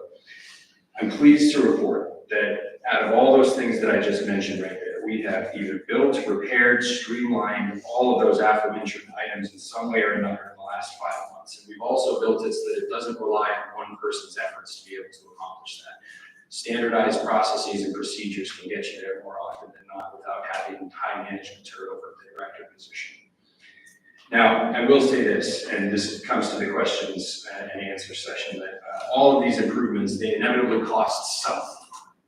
Whether they cost capital, whether they cost convenience, or whether they cost comfort. There's many, many opinions inside of this room and outside of this room that go into the decisions that they make for the betterment of the community. I learned back in my studies a nice word, it's called utilitarianism, and that means the greatest good for the greatest number of people. And I would hope, and I hope you can trust that we followed that guideline and all the changes that we've made to date. This team up here has worked harder this off season in 2025 to deliver the proverbial ask to you, the membership here. So without further ado, to tell you what the goal of this endeavor was to deliver long-lasting processes and procedures that effectively remove the financial deficit created by the F&B operation here by 2026. And we are well on track in my estimations to be able to either liquidate that deficit or get it down to a manageable number just in the changes we've made this year. And without further ado, I'd love to pass around the mic and answer any questions that you might have.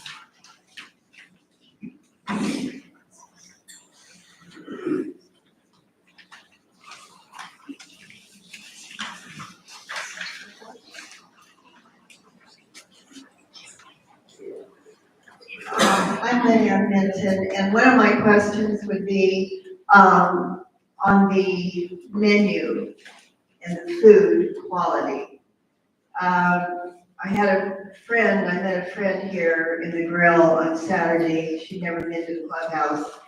And I suggested a few things on the menu that I had that were okay, consistently okay. She ordered something different, and it was not okay. It didn't taste very good. And it's kind of embarrassing when you bring people here, and there's no consistency with the food. And a lot of people on the Sunday buffet are now saying they're not coming back because of the raising price and because the food is always cold. There's nothing special in the buffet like other places offer. And I'm just wondering, how do you come up with the prices? And is there something you're working on to make it somehow consistent? You can go to some restaurants and you know that the food is always going to be good. Here, it's very inconsistent. You never know what you're going to get. And the prices have gone up, the menu choice has gone down. Okay. What is the reasoning behind that? Okay. So this, just to recap, it's Lynn, correct? Lynn. Lynn. Lynn Linnea. Sorry, I can't hear. So the buffet on Sunday, the food consistency during which period? That would be breakfast or lunch? It was breakfast?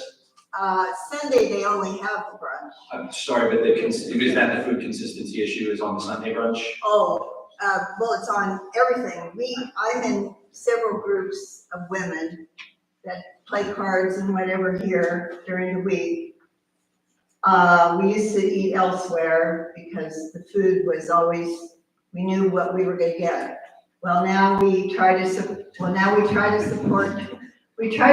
the grill, but it's really hard because we come down here and one day the food will be pretty good. It's never great, but pretty good. And another day, there's items that are just not good at all. And that's every day of the week, not just, it's every day. We come here Monday, Tuesday, Wednesday, and Thursday. And lunch would be important. I'm sorry, I'm just trying to clarify. Yeah, I'm sorry, it would be lunch. And the last one. And the last item was the Sunday brunch. We don't eat it anymore because, for one thing, if there was other items offered on Sunday, it would attract probably more people. But on Sunday, my understanding is you can only get the brunch. So for $21, people are not going to come. The food's always cold, and there's nothing particularly special about that brunch. Okay, I'll try and answer the brunch question first. The temperature concerns are definitely a concern for us as well. There seems to be a recurring one that we're not able to get the servos out there fast enough, and that's something that can be definitely dealt with as far as the food and beverage team is concerned and worked on from this point going forward. The cost analysis with the brunch for the amount, brunch has an expectation of a certain amount of items. You have to have lunch items, you have to have dinner items, you have to have desserts, you have to have pedophores, you have to have all the breakfast items.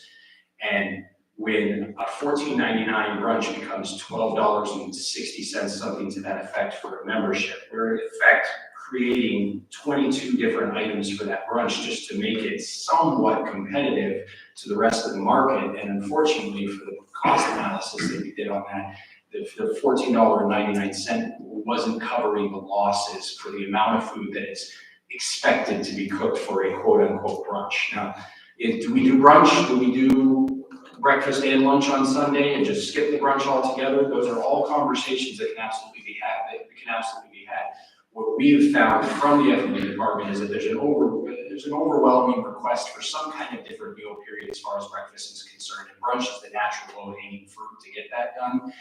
So we can't necessarily pull back the offerings for brunch because this is just a breakfast buffet, and it's not truly brunch. But for the amount of food and the amount of raw materials, which prices are most definitely the bane of our existence in the F&B world right now, and the amount of cost to them, especially eggs up until just recently, and we're able to get those costs down, but we couldn't even launch the fresh eggs menu when it was $147 for a case of them.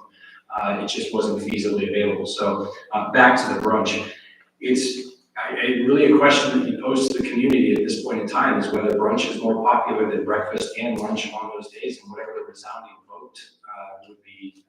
I think they're happy to go either direction on it, but right now we've been asked to keep brunch on the list by a good number of individuals in the community, and it's not something that we can't pull back the menu on that because then the expectation falls short. We had to bump that price by, I think, $6.01 to be able to afford to, at minimum, cover the cost of the raw materials sold on that day, regardless of the amount of guests that we get. So that's the brunch question. The temperature question is something that we've been working on. It's a gremlin that keeps rearing its head at the most inopportune time, and everybody notices it when it happens. So my apologies personally for that, and I will try and work with the food and beverage. I'll do my best to work with the food and beverage department to make sure that those steam wells are being used appropriately, because all it takes is one service member to overfill a steam well, and it's not going to eat your food the way that it normally would. There has to be an air gap in between those two pieces of equipment right there, and if someone overfills it, the potatoes are cold. That can just be a simple oversight that someone's not catching or hasn't trained on yet. We think it's one person that's doing it, but I endeavor to have answers for you and just have hot food available for you. As far as the lunch consistency, I don't want to sidestep this question in any way, shape, or form, because if the impression or the perception is bad, it's something we need to address. We haven't changed the lunch menu since the previous F&B director, so I guess my question coming back is, none of the prep, none of the items, none of the raw materials, none of the processes or procedures that they cook lunch with have changed in any way, shape, or form since the previous guard of food and beverage direction here. Has it changed just recently in the lunch? Okay, so it's been an ongoing problem, lunch inconsistency. Yes, I got 2 yeses right there. Anybody else seen lunch? This is the first I've heard of lunch, so please bear with me. Kelly? Well, yeah, the inconsistency is something I'd like to speak to, because we're all trying as residents and property owners, that's who's here, not the outside people. Property owners are in this room. We pay every month to make sure that we have a place to come, to gather in, to socialize in, and to eat at. We bought property in here because there was a restaurant. At the bare minimum, we want that restaurant available for breakfast, lunch, and some dinners. I'm not saying 7 days a week. We understand costs, but we want basic food delivered on a timely basis, and we want it hot, if it's supposed to be a hot dish. The inconsistency is happening at every meal, at every time frame, to a lot of us. We all talk to each other, so we hear that consistently. My question to you, you just said steam wells. Is that the modern equivalent of how we keep food warm today? It's actually the only way we do now. I mean, No microwaves? We're talking about a buffet.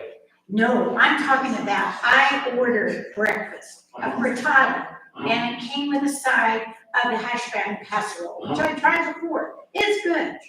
When it got delivered, the frittata was hot. It was good. The hash brown casserole was cold. When I let my waitress know, she said, "Oh, I'll be back." Well, she went away. She came back a few minutes later with Christine. And Christine said, "Well, Kelly, what would you like to do?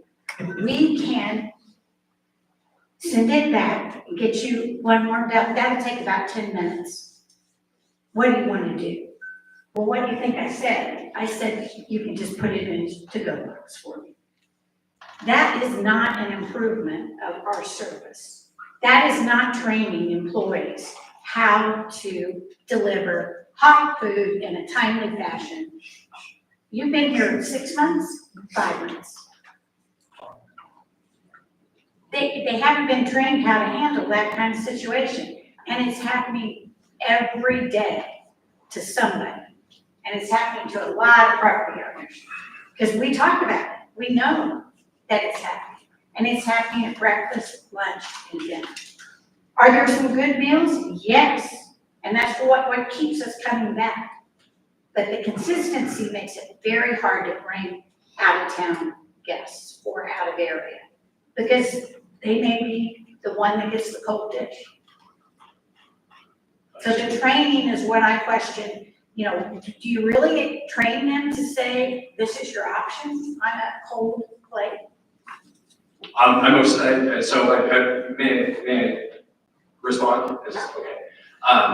As far as I don't want to get into an HR discussion about, other employees on property and how I'm not here to take a position as someone who runs that department. I'm here to advise and to build systems to make that process easier.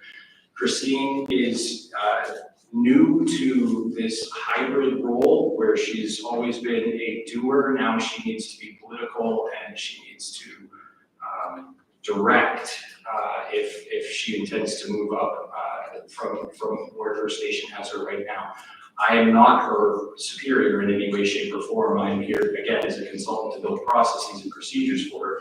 I will tell you, as far as the inconsistencies that you're experiencing, a lot of that has to do with the second problem that I listed was the overwhelming labor problem here. Now, we have been able to rework the menu so that it is able to be produced by a smaller amount of kitchen staff and front of the house staff consistently. I will say there's errors in what they're able to do outside of that, as you've just described here. But they are learning a new way to prepare and to execute food with a smaller amount of staff, and there's going to be some metaphorical eggs broken during that process. We're not saying that, I'm not saying that that should never be rectified, but over the winter, you gave us a chance to train not only on a menu that we had ultimate intentions of putting on the turn station for sale to the guests so that they would not interfere with the restaurant operations, but we learned to do it with a smaller footprint as far as labor is concerned. And I believe Eric, possibly savings were anywhere from 35 to 40% month over month. Yeah, at least 30-35% year to date. I mean, even for 2025. So you're seeing a lot of savings in the payroll line based on processes and procedures. So as much as I would love to answer the question with regards to Ms. Peters herself, I'm not the person to answer that. She is working desperately hard to move out of 12 years of being in the trenches to work hard for you, and it's sometimes a learning process, especially with the politics of being a Mayor D in the front of the house. That dish does not take 10 minutes to heat up. That dish should never be cold and served to a guest in any way, shape, or form. My guess is there was an oversight, and that's a pretty big oversight. But to have any offering whatsoever other than you can get that dish out in 45 seconds to you is troublesome for me to hear. So it's something that I would like to address personally if you'll allow me to, and get you a response on why that happened. As far as because of consistency issues, not wanting to bring friends and family here for the feeling of embarrassment, that does very much dishearten me. It is again a byproduct of this staff learning to be the staff that you are going to have long after I'm gone here. So they should take the credit for the wins and take the credit for the losses, and they should be the ones who you work directly with to accomplish those tasks. I would hope Christine would share the same sentiment of working as hard as she can for you to make sure that she gets it right for your guests, time in and time out. And if that's something that I can help assist with that conversation with, I would absolutely jump at the opportunity to sit down with you both and see what we can do about those inconsistencies that are going on. My name's Tom Glasser. You can't keep putting this off on Christine. We're paying you $7,500 a month, $6,500 a month to make things right.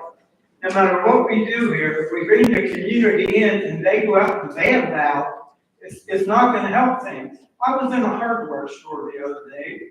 A guy came in there talking, and he says, yeah, I was at the Stonebridge buffet on Sunday. He said, they raised it from $13.50 to $20.50.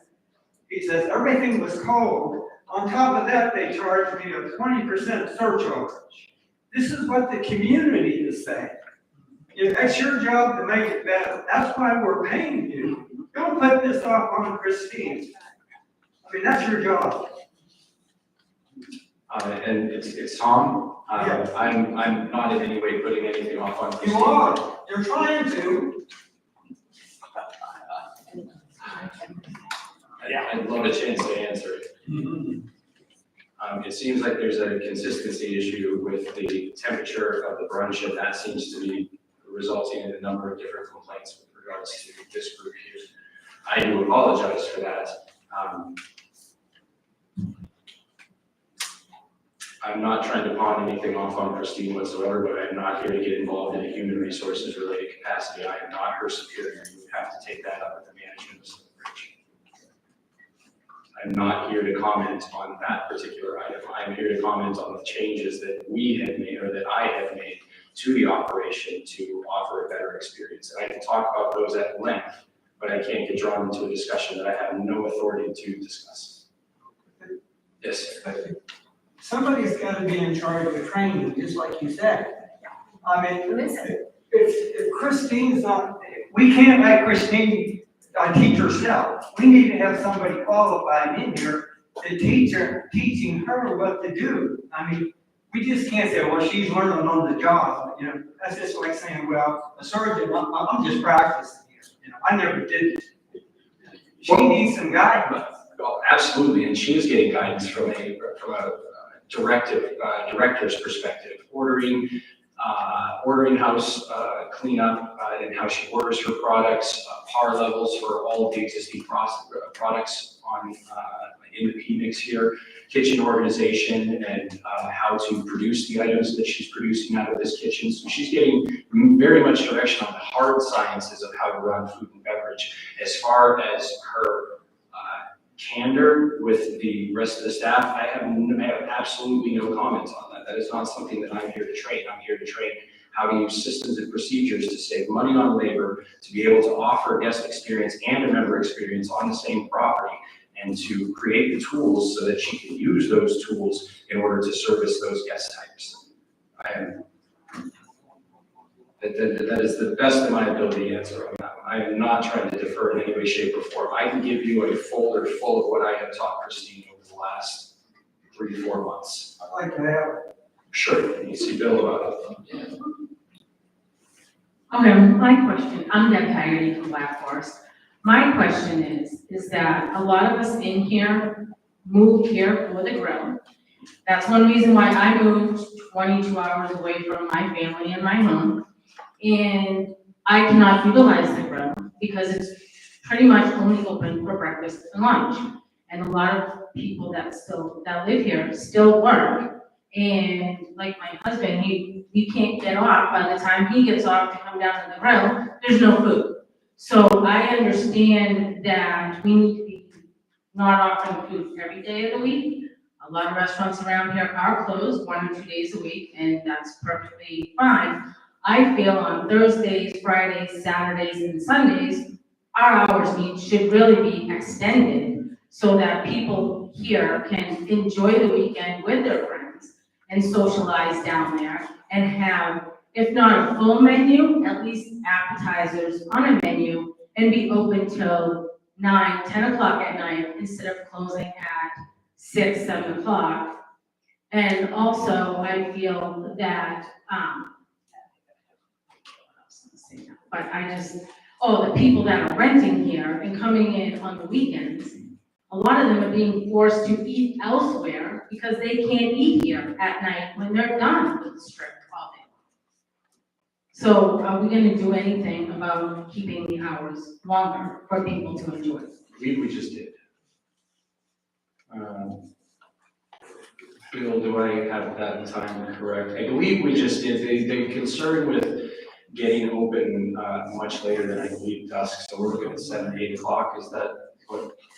Right, and we're still at 7, 8 o'clock hour. I mean, that's later than what we were last year. Saturday specifically was the discussion because we are open later on Wednesday, Thursday, and Friday now. So Saturday was the day we were looking to try to stay open later, and working with staff to try to get that set up to where we can at least keep kitchen items coming out until 7 o'clock.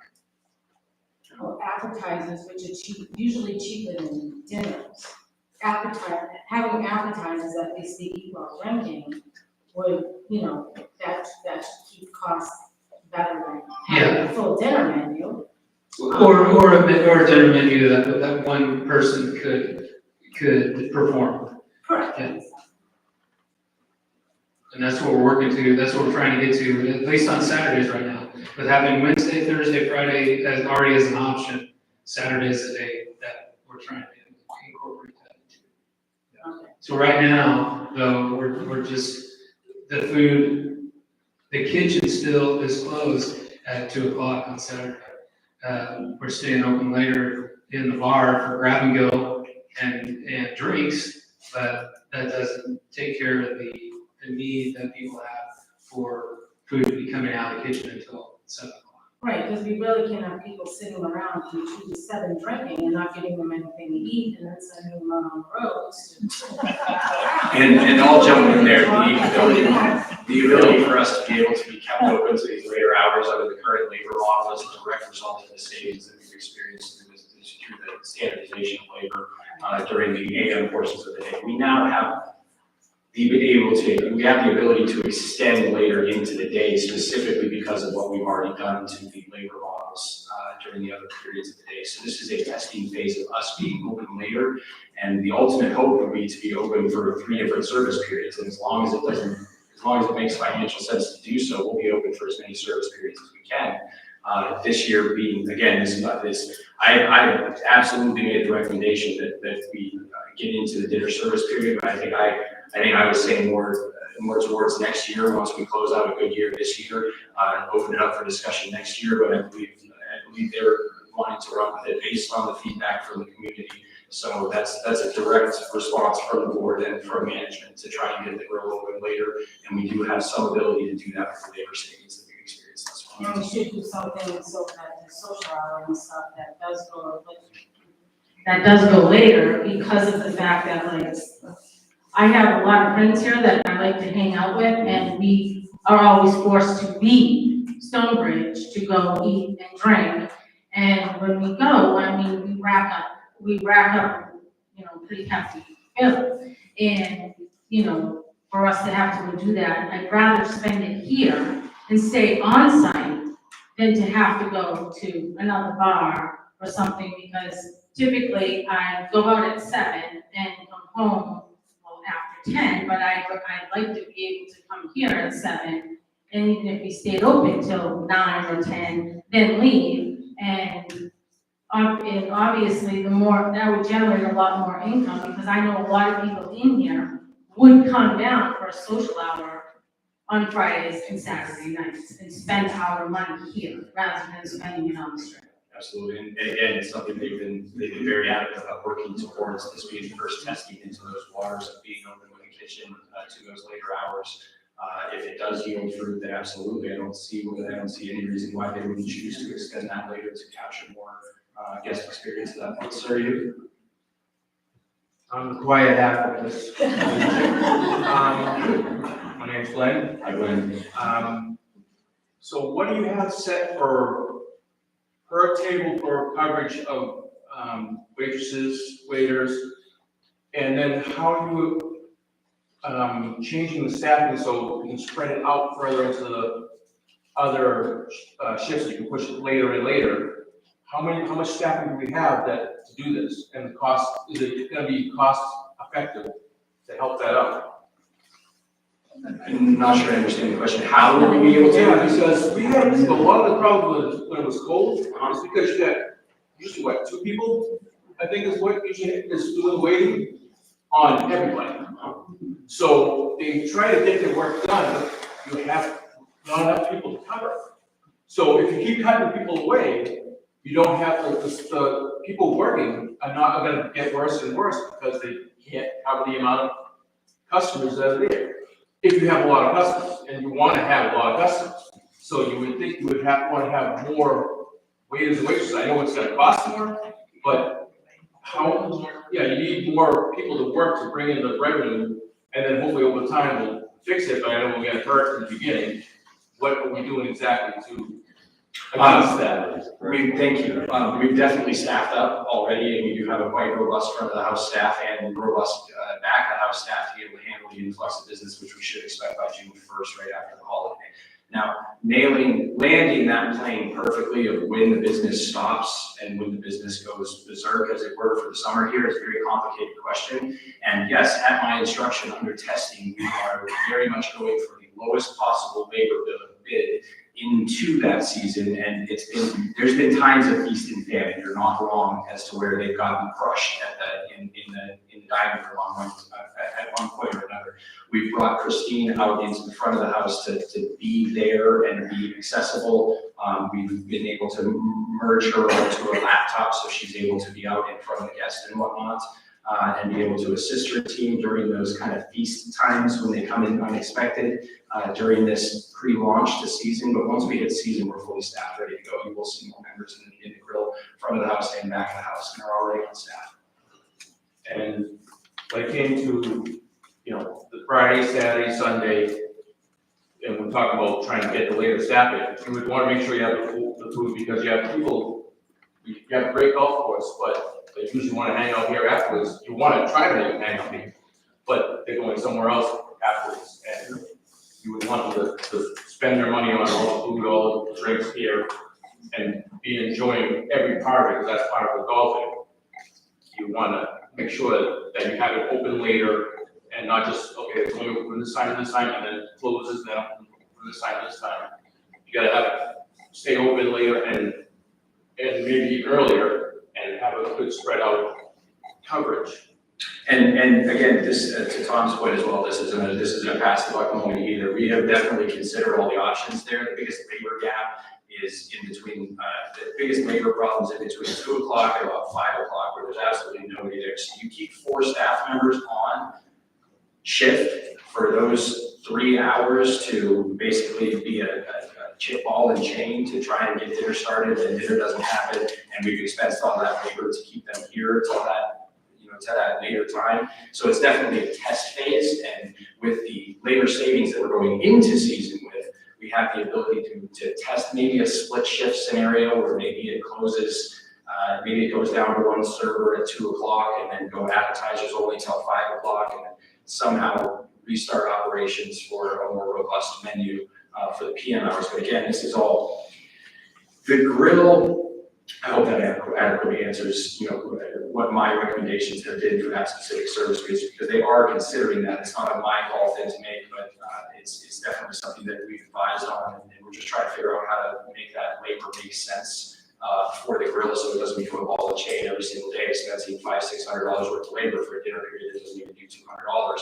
Now it costs to get sold for over $1,000 in the hole just because we stayed over for dinner one day. What that can do to your P&L is just exponentially bad. So as far as us being in testing phase for that, I think everybody would agree here. We're trying to reach out and get that tentacle further into the PM periods to offer patrons like yourself a dining experience at your local club. I don't think we've had dinner here consistently for how many years? Every night of the week, dinner service or open until? I don't know.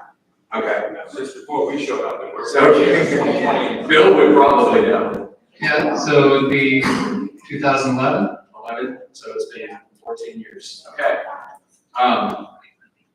With regards to coming back to the grill upgrades and the grill processes, procedures, the grill training, as it were, to Kelly's point, and betterment of the grill. You'll notice that in what I spoke about initially, the things that I have addressed that we've focused on had mostly to do with catering and golf operations, which are up. To say significantly is just not even, doesn't even do it justice. Our goal in this was to be able to attract enough outside business in the catering and the golf department to be able to access revenue streams previously underserviced, such as golf, food and beverage revenue, as well as catering revenue, so that we could afford to use those extra dollars given by the community to give the membership the experience that they want. We're already trending in that direction. What I mean is have catering and golf pay the bill for the grill. That's what I mean. Until we get there, all we can do is test to see how far we can get with labor and trying to keep the grill open for later dates and time. Like Bill said, we have more events on the docket this year than ever before, and that is 100% due to Cassie's ability to book larger size parties and service larger size parties. Our cap was about 50 to 60 people, and we wouldn't do any plate ups whatsoever, plated menus under the previous director's garb whatsoever. Now we can seat and service 180 guests in our ballroom upstairs, and she is selling it.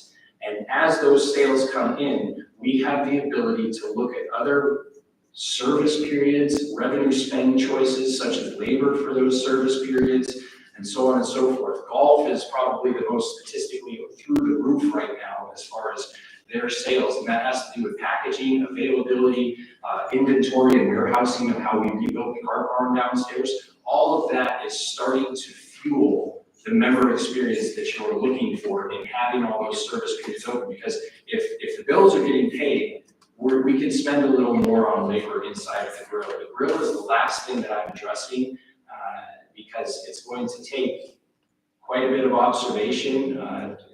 We rebuilt the Thursday night golf committee in the way in which we order on that and the way in which we give you space on that. And I believe it's been very well received. So it's on to the next thing. Brunch will be my next focus because of the consistent temperature issues. But also, how do we get those other revenue centers firing on all cylinders so we can afford to have the grill experience that the membership wants here? And how do we make the outside guests finance that for you? Does that help answer that question? I just have one quick question or suggestion. I don't understand why we don't have like a senior menu, a very small group of things that are healthy and maybe not full portion. I mean, we used to have like, you could get a half a sandwich and a cup of soup, and it was perfect for those of us who are not heavy eaters midday. And when girls finish with golf, or it's the car ladies or the mahjong ladies or whatever, we don't have that anymore. We have to pretty much order a full order and then take the rest home 90% of the time. So I'd like, if you're gonna address the menu items, I'd like you to look at those kinds of things too, a more healthy alternative for the ladies. There's been a good amount of fried food on the lunch menu for quite some time, and that's just, it's indicative of the kitchen that it's coming out of. Certain kitchens produce certain menu items very, very well. We have been getting comments and questions, or I guess requests rather, for some more healthy alternatives, and Christine's working on that very hard. As far as, I don't know if it's a split plate charge where, a sandwich is half price plus $2 or something for the split plate, because we have to have raw inventory, raw materials and whatnot, and wait for the other half of that, Well, I guess I just don't understand why it was not a problem before. When, I just wouldn't be aware of it when it did happen before. Did they just do a split menu charge on it? Did they split No, plate charge they on never it? did. They had on the menu. Order a half sandwich? Of these two varieties, like a turkey or a egg salad, one half of a the things. sandwich, and a cup of soup. And a lot of times that was, plenty. You've got a lot of other things you gotta do and fix it. So all I'm just saying is that I'm asking you to evaluate doing something like that. And it doesn't, I'm not asking for a full, full-on menu of, from health clubs. Don't split everything, but have some healthy options. So what kind of things, just so I can take it directly from you, and again, just with, recommendations and how we can actually use the raw materials in our P-mix right now to be able to create some of those items. And Well, you could easily ask the ladies, I mean, you're a consultant, you say, so you could easily ask the ladies to, when they come for lunch, because, they come in and out all day long. And you could say, hey, what would you like to see on the menu, And what would you specifically like to see? Well, like I said, a lot of times before, I used to be able to order a half a sandwich, and it could be chicken salad and egg salad, or, whatever happened to be in the kitchen, and then whatever the soup of the day was. Okay. And you could either, and that was usually, that was the item. It wasn't like anything split plate or anything like that. That was just it, that you could order it off the menu. But if we had a smaller section, more like Panera, that's a QSR concept, where you have 3 different sandwich choices, cup of soup, cup of fruit, here's the price, half and half. Restaurants, Shouldn't be a problem Well, it whatsoever. shouldn't be, but I've asked for it for a long time, and they say, oh, no, we can't do that. So, and I'm not blaming anybody, I'm just saying it used to be no problem when we first moved here back in 2012. So now here we are, many years later, over the years, it just kind of kept changing. Yeah, a lot of turnover in that department, so it's really up to, Yeah, that's where it all goes to one man's ideas or one woman's ideas and how they run the department, and they leave everything falls apart. And I think it should be a health, and like I said, it should be a healthy menu. I'm not asking for chicken fingers fried, it just seems like that's all you get to offer, they offer, and they say, oh, well, you can have 5 or 10. No, I don't want either one of those, I want 2, And with Christine getting her feet wet with writing menus, and she's had some good tutelage over the years from some various directors. Well, just something I want you to consider, that's all. And she does write all the menus here, just so everyone's aware, that really is she is the brain trust when it comes to this kitchen and its ability to produce various items with raw materials that we consistently get here and how to cross-utilize those things. But if there was something like an easy soup and sandwich, kind of soup sandwich or fruit cup or some healthier option menu that she could put together, piece together with the options that we do have, I'm sure it would be popular and I'm sure it would be difficult to produce. So I will get with her on that, and it's the first time I'm hearing of it, we'll make sure we have some kind of answers for you soon. We love Christine. As do I. We love Christine. Yeah, as do we all. She's Don't been run here her for, off. she's what? Don't run her off.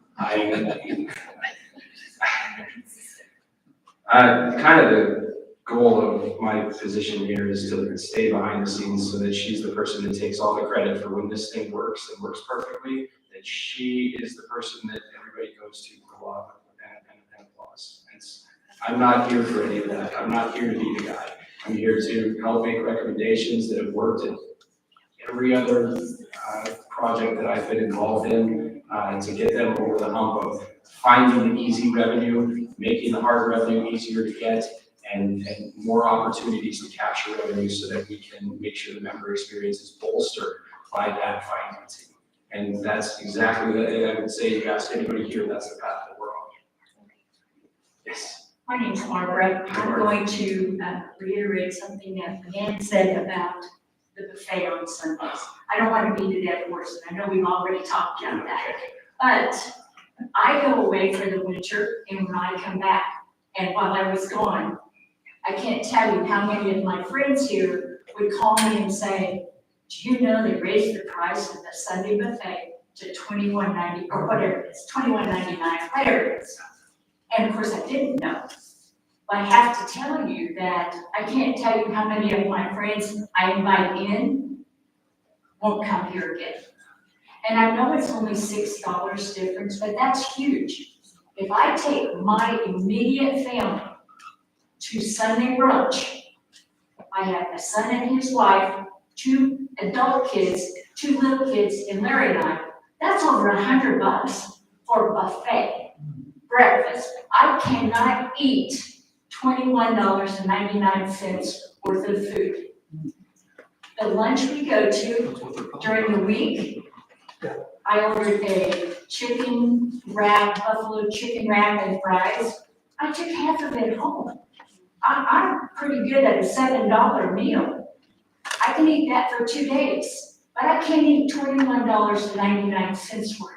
So my point is to tell you, I think it's gonna backfire because we're not gonna get the people to come here after church on Sunday from Kimberly City, Our Lady of the Cove. I see people coming over here, elderly people.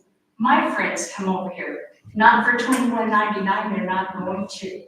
Not for $43, $45, plus the service charge now. I think we're gonna lose. My grandkids are coming here this weekend. I don't know what it costs on Sunday for children. What does it cost for kids? It's half price. Like one's 6 and one's 8. Their favorite thing. They beg all week, can we go to the grill on Sunday? Can we go to the grill? It was a bargaining tool for me with my 8-year-old grandson. Hey, we gotta do this so we can go to the grill on Sunday. Chocolate chip pancakes, a la carte was their favorite thing. Now, the pancakes, the last time I took them was up in the buffet line. They weren't chocolate chips, but they ate them. But for me to bring my grandkids here Sunday for breakfast, and whatever the price is for the buffet, $21.99, that's $42 for Larry and I, plus them for a buffet breakfast, that my grandson will eat a pancake this big, and that's all he wants. I'll have a scoop of potatoes and a scoop of eggs. I can't eat that much. So I don't want that to backfire because I love coming to the grill. Again, one of the reasons I was bound and determined I was going to live in Stonebridge. When I lived over in Kimberly City, I looked for this place. I hunted for months for a place to live here. The grill is a calling card. The golf course is a calling card. I play golf too. But I don't want to not be able to come here. I would like the hours to be better, as some of the people said, to be able to stay here on a Tuesday afternoon and have a drink at 3 o'clock, whatever. But just food for thought, it might backfire that extra $6. It will for me. It will for me. That's all I wanted to say. Thank you.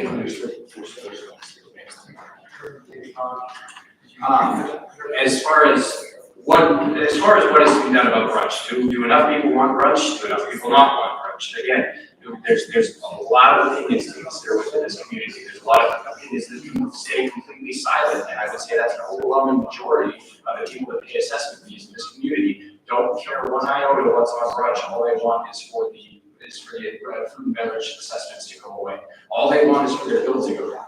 And so to outweigh that voting block becomes very difficult sometimes. We do our best to adhere, to acquiesce to every single member request, no matter how minute it is, whether it's something like a more healthy, small plate style menu for the afternoons, or whether it's just replacing the brunch period with breakfast and dinner. Those aren't a decision that I'm not avoiding the decision. I can consult on those decisions, but we're just covering the cost of the raw materials at this point. The costs are up. The food cost is the highest in Missouri. It's almost 30 to 40% higher than what I would pay in Colorado for the exact same price there is. So it's a very expensive place to do food and beverage. And over the years, without any pricing increases to this property, what you're seeing is about 8 years worth of pricing increases that never happened. 50 cents there, 75 cents there. What you're seeing is those standard menu options finally price level to what it costs us to be able to produce them.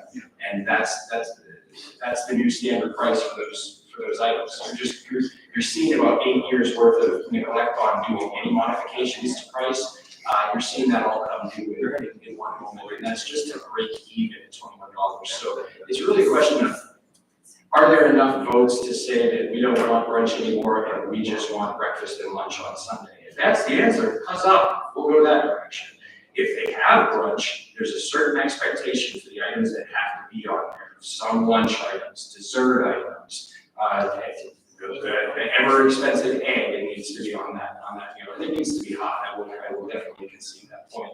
But we're at a very difficult point right now where we have no intention to raise the price any higher. But if we take away items and have a brunch menu, we can definitely lower that price. However, we're taking away an expectation from the individuals who do eat a $21 brunch here, because it is one of the lowest priced brunches in the Branson area by far.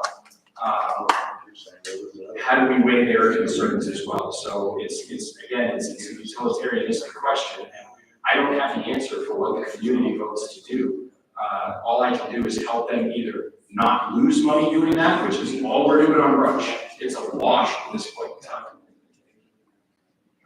All I can assist them doing is not losing money or building quality menus that can help make them money. I wish I had a better answer to that question. As far as what's possible, anything is possible with regards to brunch. Hi, John. Hi. We've talked several times. I know it's not all about the golfers, but one of the things that I'm speaking on behalf, I think, of multiple other golf people, is we have a large group of people now who probably between now and until it snows, we'll have a large group of people coming in on Sunday mornings to play golf. Up to about 2 weeks ago, we were able to come in on Sunday at 11 o'clock and work lunch. I know our hours are hopefully extending, hopefully on Sundays as well.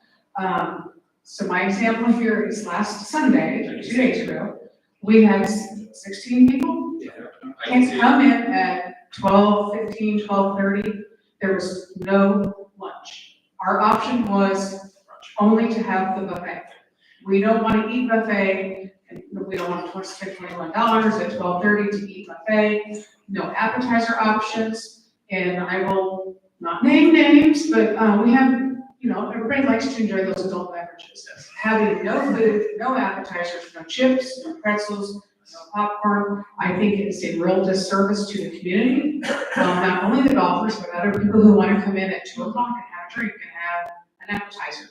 So hopefully we can address making that change. Me personally, I vote to get rid of, do it as a trial, get rid of the buffet, do breakfast, and then do a lunch, or at least have the appetizers for afternoon until close. And I'll be right, and thank you very much for bringing that up. I am all for that option, absolutely, but as I haven't been here for a full season, I don't know you call it the social patterns of all the membership yet, and I had personally no idea about the Sunday morning, or the Sunday late morning into the afternoon golf, and I'd like to do that. F&B was concerned about the cost to be able to switch it over from the brunch buffet to the lunch line. That is a process that does take time. This is the most oven-heavy process that we do as the brunch, and it's up until now been a money pit, actually, for the rest of the gains that we get during the week. We lose it all in brunch, and then we have to swap over to a lunch menu and lose money in labor. I personally all for whatever the community wants to do. If the community says that we don't want brunch anymore, again, huzzah. That would be the easiest switch ever, because then we'd be given an entire another day to be even more consistent. But I can't speak for the rest of the people that may not be in this room that will march into Bill's office the second after it's gone and say, what does things happen to brunch? Because we get those questions as well. So again, whatever we can do the greatest good for the greatest number of people, I'm absolutely all for it. We have the systems built for you to go from breakfast into a lunch shift on Sunday, not a problem. We have it ready to go. The reason that they switched it to brunch all day was because of the high labor costs associated with switching from preparing brunch, which takes extra hours in the morning, oven time, and staff to get that out, be able to at least break even on it, and then get into the lunch period, which what was reported was not a heavy lunch service. Nobody was coming for lunch. They were only coming for the breakfast buffet. If that fact is not correct going into summer, and it just was unrealized during the early season here, that could be the solution right there. If everybody's in favor of that, I don't see any reason why the club would go that direction. But again, it's difficult for me to speak for other members here who may absolutely love the brunch and don't mind it at all at $21. So I can't make the decision, but I can tell you how to quality execute that decision. So whoever ends up making that decision, and the group of people that actually that do enact that decision, will help you not lose money doing it, for sure. But brunch, again, is just it's a byproduct of expectation and minimal dollar amount needed to produce that many raw materials. That's all it is. And that, that is more or less the things that, when asking about what I'm doing as far as training Ms. Peters, that is definitely part of our daily activity, is how to run a restaurant from a P&L perspective, from a profit and loss perspective, from a labor perspective, from an ordering and cost of goods sold perspective. She's learned more this year, she's told me, and she'll tell you the same thing that she's learned in the last 11 years. John? Yes. What would be the feasibility of it? This is not, It's gonna be a good one in there. is to have a brunch like for Mother's Day and for Easter only, or, big. I gotta defer to Bill, and if that's great, honestly, brunch makes all of our lives, makes at least the operation side of the lives, it makes it a lot more difficult. Brunch is a very difficult service period to be able to get right, and to get the amount of people that you need for it. However, there is some people have an expectation of brunch, and that it be accessible, that it be available, but if it's unneeded in the community and it's unwanted in the community, and you can get that data, then my recommendation is go to. Yeah, that'd be great to look into that. So years ago, I don't even know, maybe it was when Eric was running the food and beverage department, but when we went to brunch, part of the reason we went to brunch is because groups were coming in from church, ordering coffee and sitting at the tables for an extended period of time. And at that time, they said, okay, well, you've got to, in order to come in, you have to order brunch. You can't just order toast and a coffee and sit here for a couple hours. You got to order brunch or not. But that was years and years ago. If brunch isn't something that the community wants, at least specifically the residential community, we can focus on doing brunches for Easter, Mother's Day, special occasions, yeah.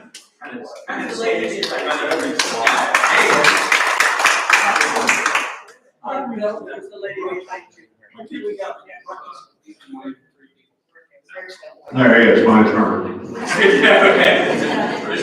I'm very happy about the brunch conversation, because honestly, again, like I'll say, it's definitely a headache, but,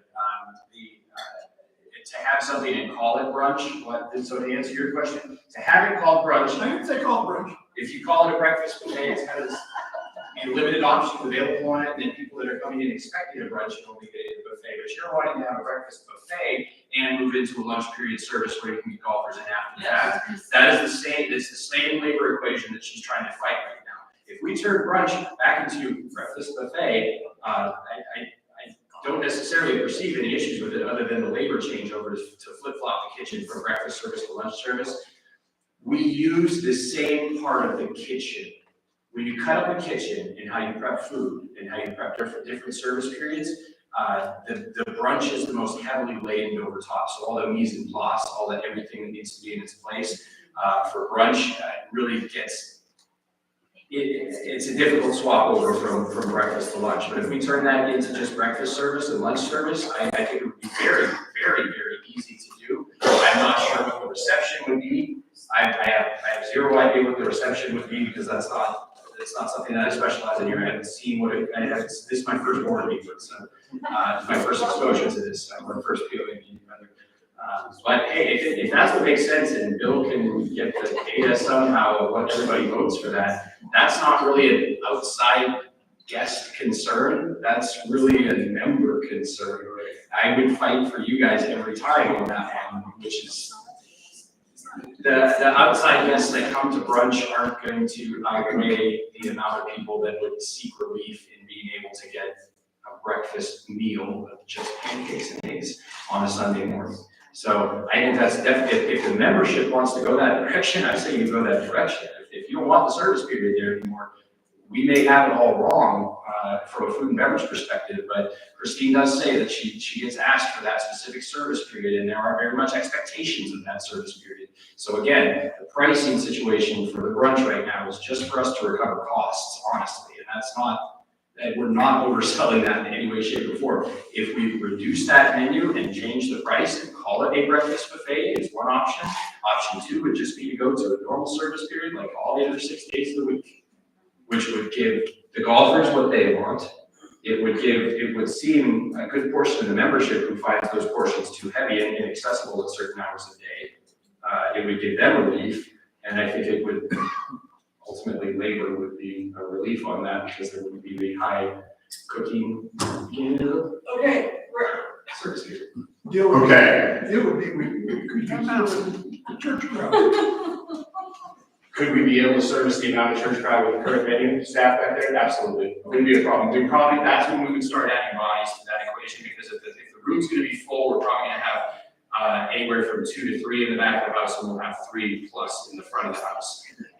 yeah, okay. So yes. What's your grade card here? What's my what? What's your grade card? Grade card? How do we know what you're doing, how good a job you're doing, and what time frame do you have for that? Grade card, okay. Because about 98% of the golf courses in this country don't make money. You lose money. Food and beverage. Yes. I come from working with golf courses that make money. Well, we had a food and beverage committee here a couple of years ago, and we went around to different golf courses in the past. And they don't make money, but they do try to control the loss. And I just was wondering, I've been going for 4 months to Florida. And by the way, the golf course there does not make money either, or not the golf course, the restaurant. Doesn't make money either. So what is the end result of your employment? I mean, what are we looking at? And what time frame have you been given to do it? We have 6 good months coming up right now. We have 6 good months coming up right now. We have lowered the threshold for the break-even point on what gross revenue figure we start making money at after fixed expenses and variable expenses. We have taken that break-even down by anywhere from $20,000 to $30,000, depending on how you look at it. We have 6 really good months, north of $125,000 in revenue on each and every month of there. All I need is about 4 of those 6 months to come in the positive, the way that they looked last year from a food and beverage perspective, for us to be able to wipe out the deficit for the year. Meaning my fee and the fact that we are over $50,000 down in what I would call boycott revenue right now. We are down $50,000 plus my fee, and we're exactly where we were last year. Write that down. What? Write that down. You can write it down. You can So you have a room full of happy people. get in there. Just asking. Oh, yeah. So This here's. restaurant is our restaurant. We spend hundreds of dollars every month here. We love this place. But then they take assessments from you to pay for that restaurant that's not making money. Then they take food and beverage assessments from you on top of that money that you spend there. Wouldn't you rather drink it at the bar and not be charged for it at all? I just want this restaurant to come to. I don't want it to disappear. Amen. And I think that we have to face the fact that it's very possible we won't make money. But if we can control what's lost, maybe we can make it up somewhere else. In golf tournaments or special parties upstairs and different things like that. It may not lie in the everyday lunch and breakfast. Yeah, and that's exactly the point that I spoke to about 15 minutes ago with regards to the catering and golf operations being able to finance that. Catering and golf sales are up, golf food and beverage sales are up significantly for the same time last year. When I say significantly, I mean like $5,000 over a 1 week period in May. Is how far they're up. They're selling because the menu is more accessible, it's more visible, and it's going to do what you're saying, which is deficit finance the grill. Catering operations are up because we're able to court a higher size party guest count, and we're able to use that money made in the catering discipline to finance the grill operations. So to your point, exactly what you're saying is the exact target that we're after right now.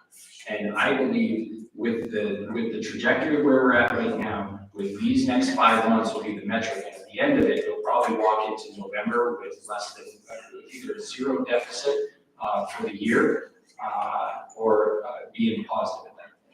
Well, just as you alluded to a while ago, you can't please everybody. I'm trying. You can't do it. Try. But I think $21 Sunday brunch, you've already heard the story there.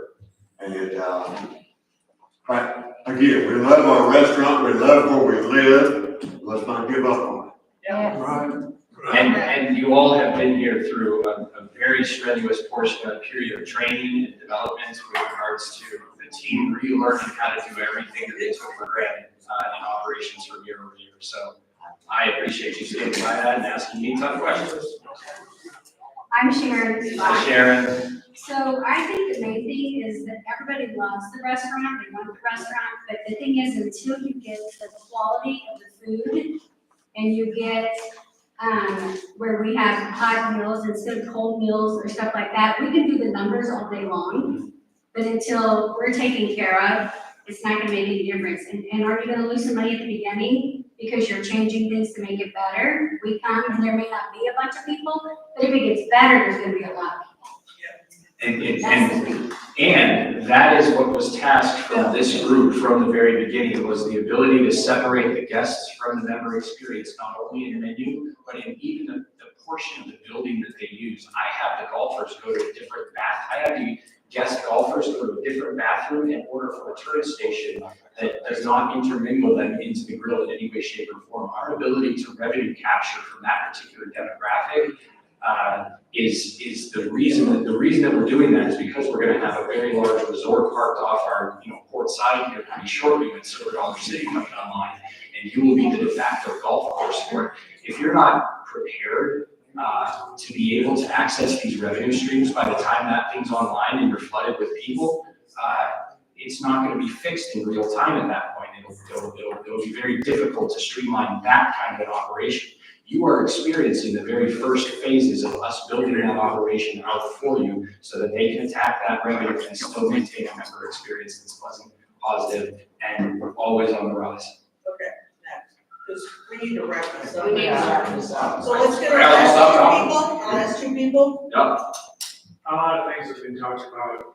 In my opinion, the bottom line is the quality of food's gonna get better substantially. Yeah. So we're on Jeff's menu right now.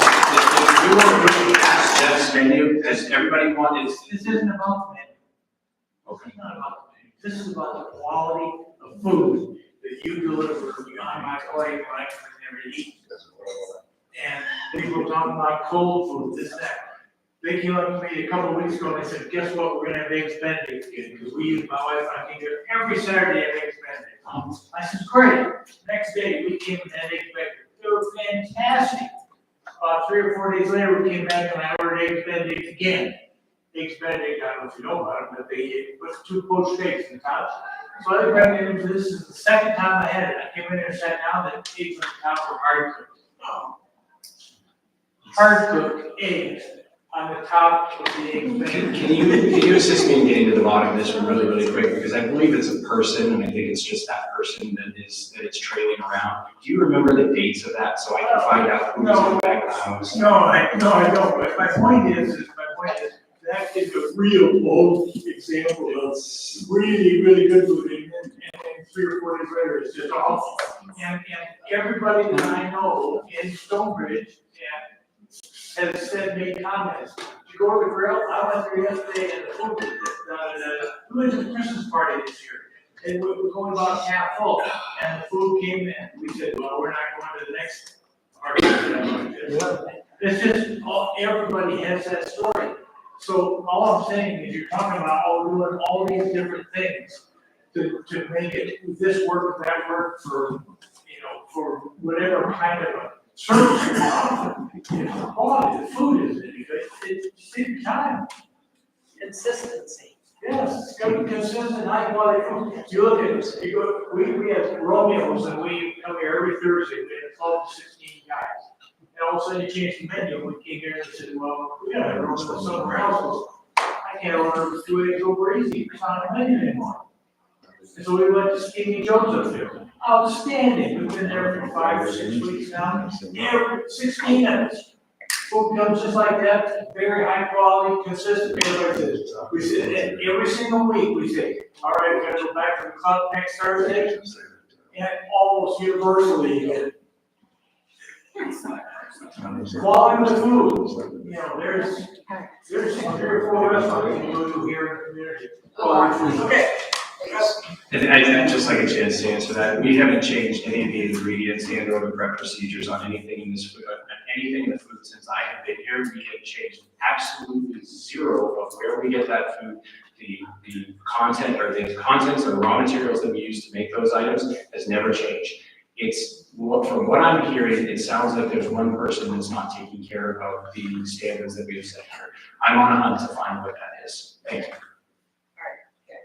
One of the draws that brought us here was the Friday night dining upstairs. And if we can't have dining upstairs and they have the prime rib dinner downstairs, I like ambience when I'm going to have a prime rib dinner, spend that kind of money, and I think there should be at least tablecloths and candles on the table if I'm gonna have prime rib dinner.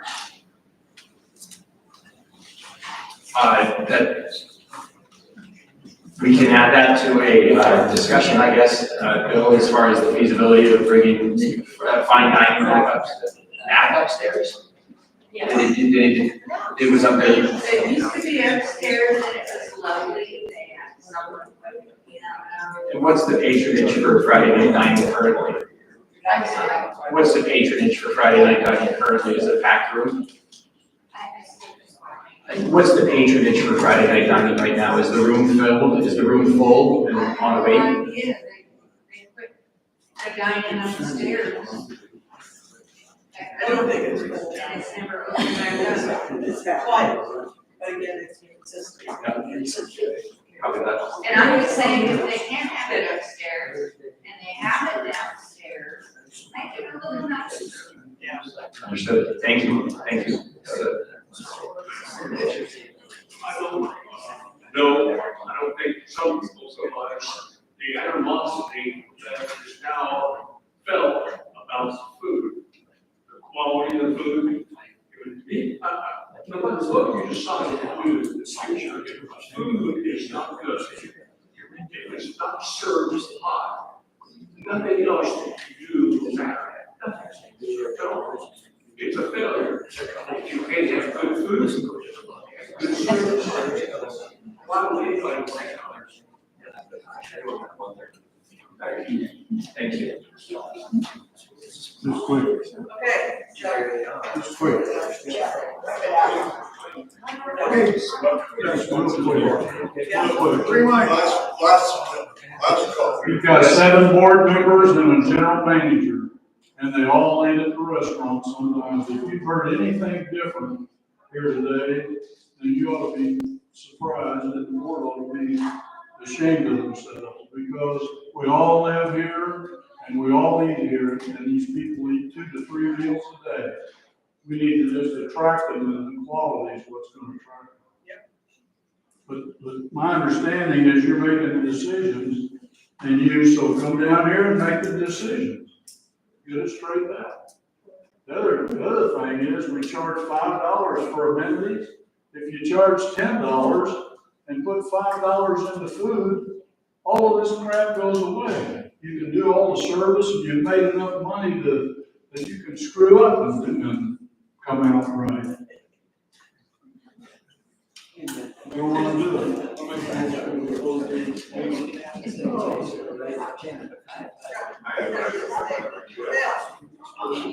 Huh?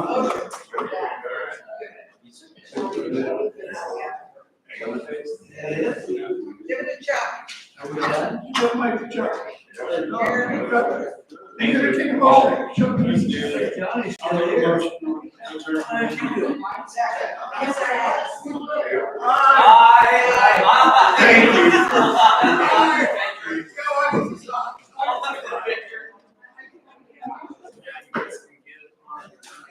Get online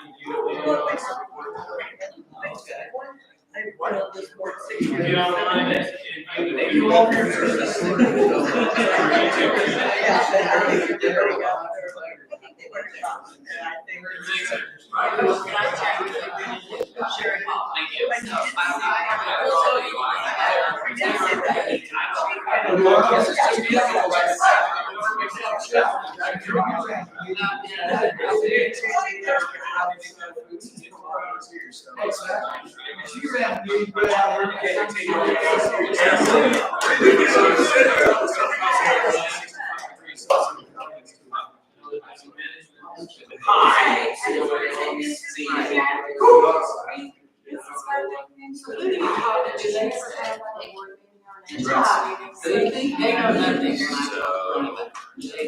Yeah. We brought it on, you wonder if it's nice president, or is it just? Okay. Thanks, John. Woo! That was fun. It's true, that's really it's Yeah. It's the board. Protocols.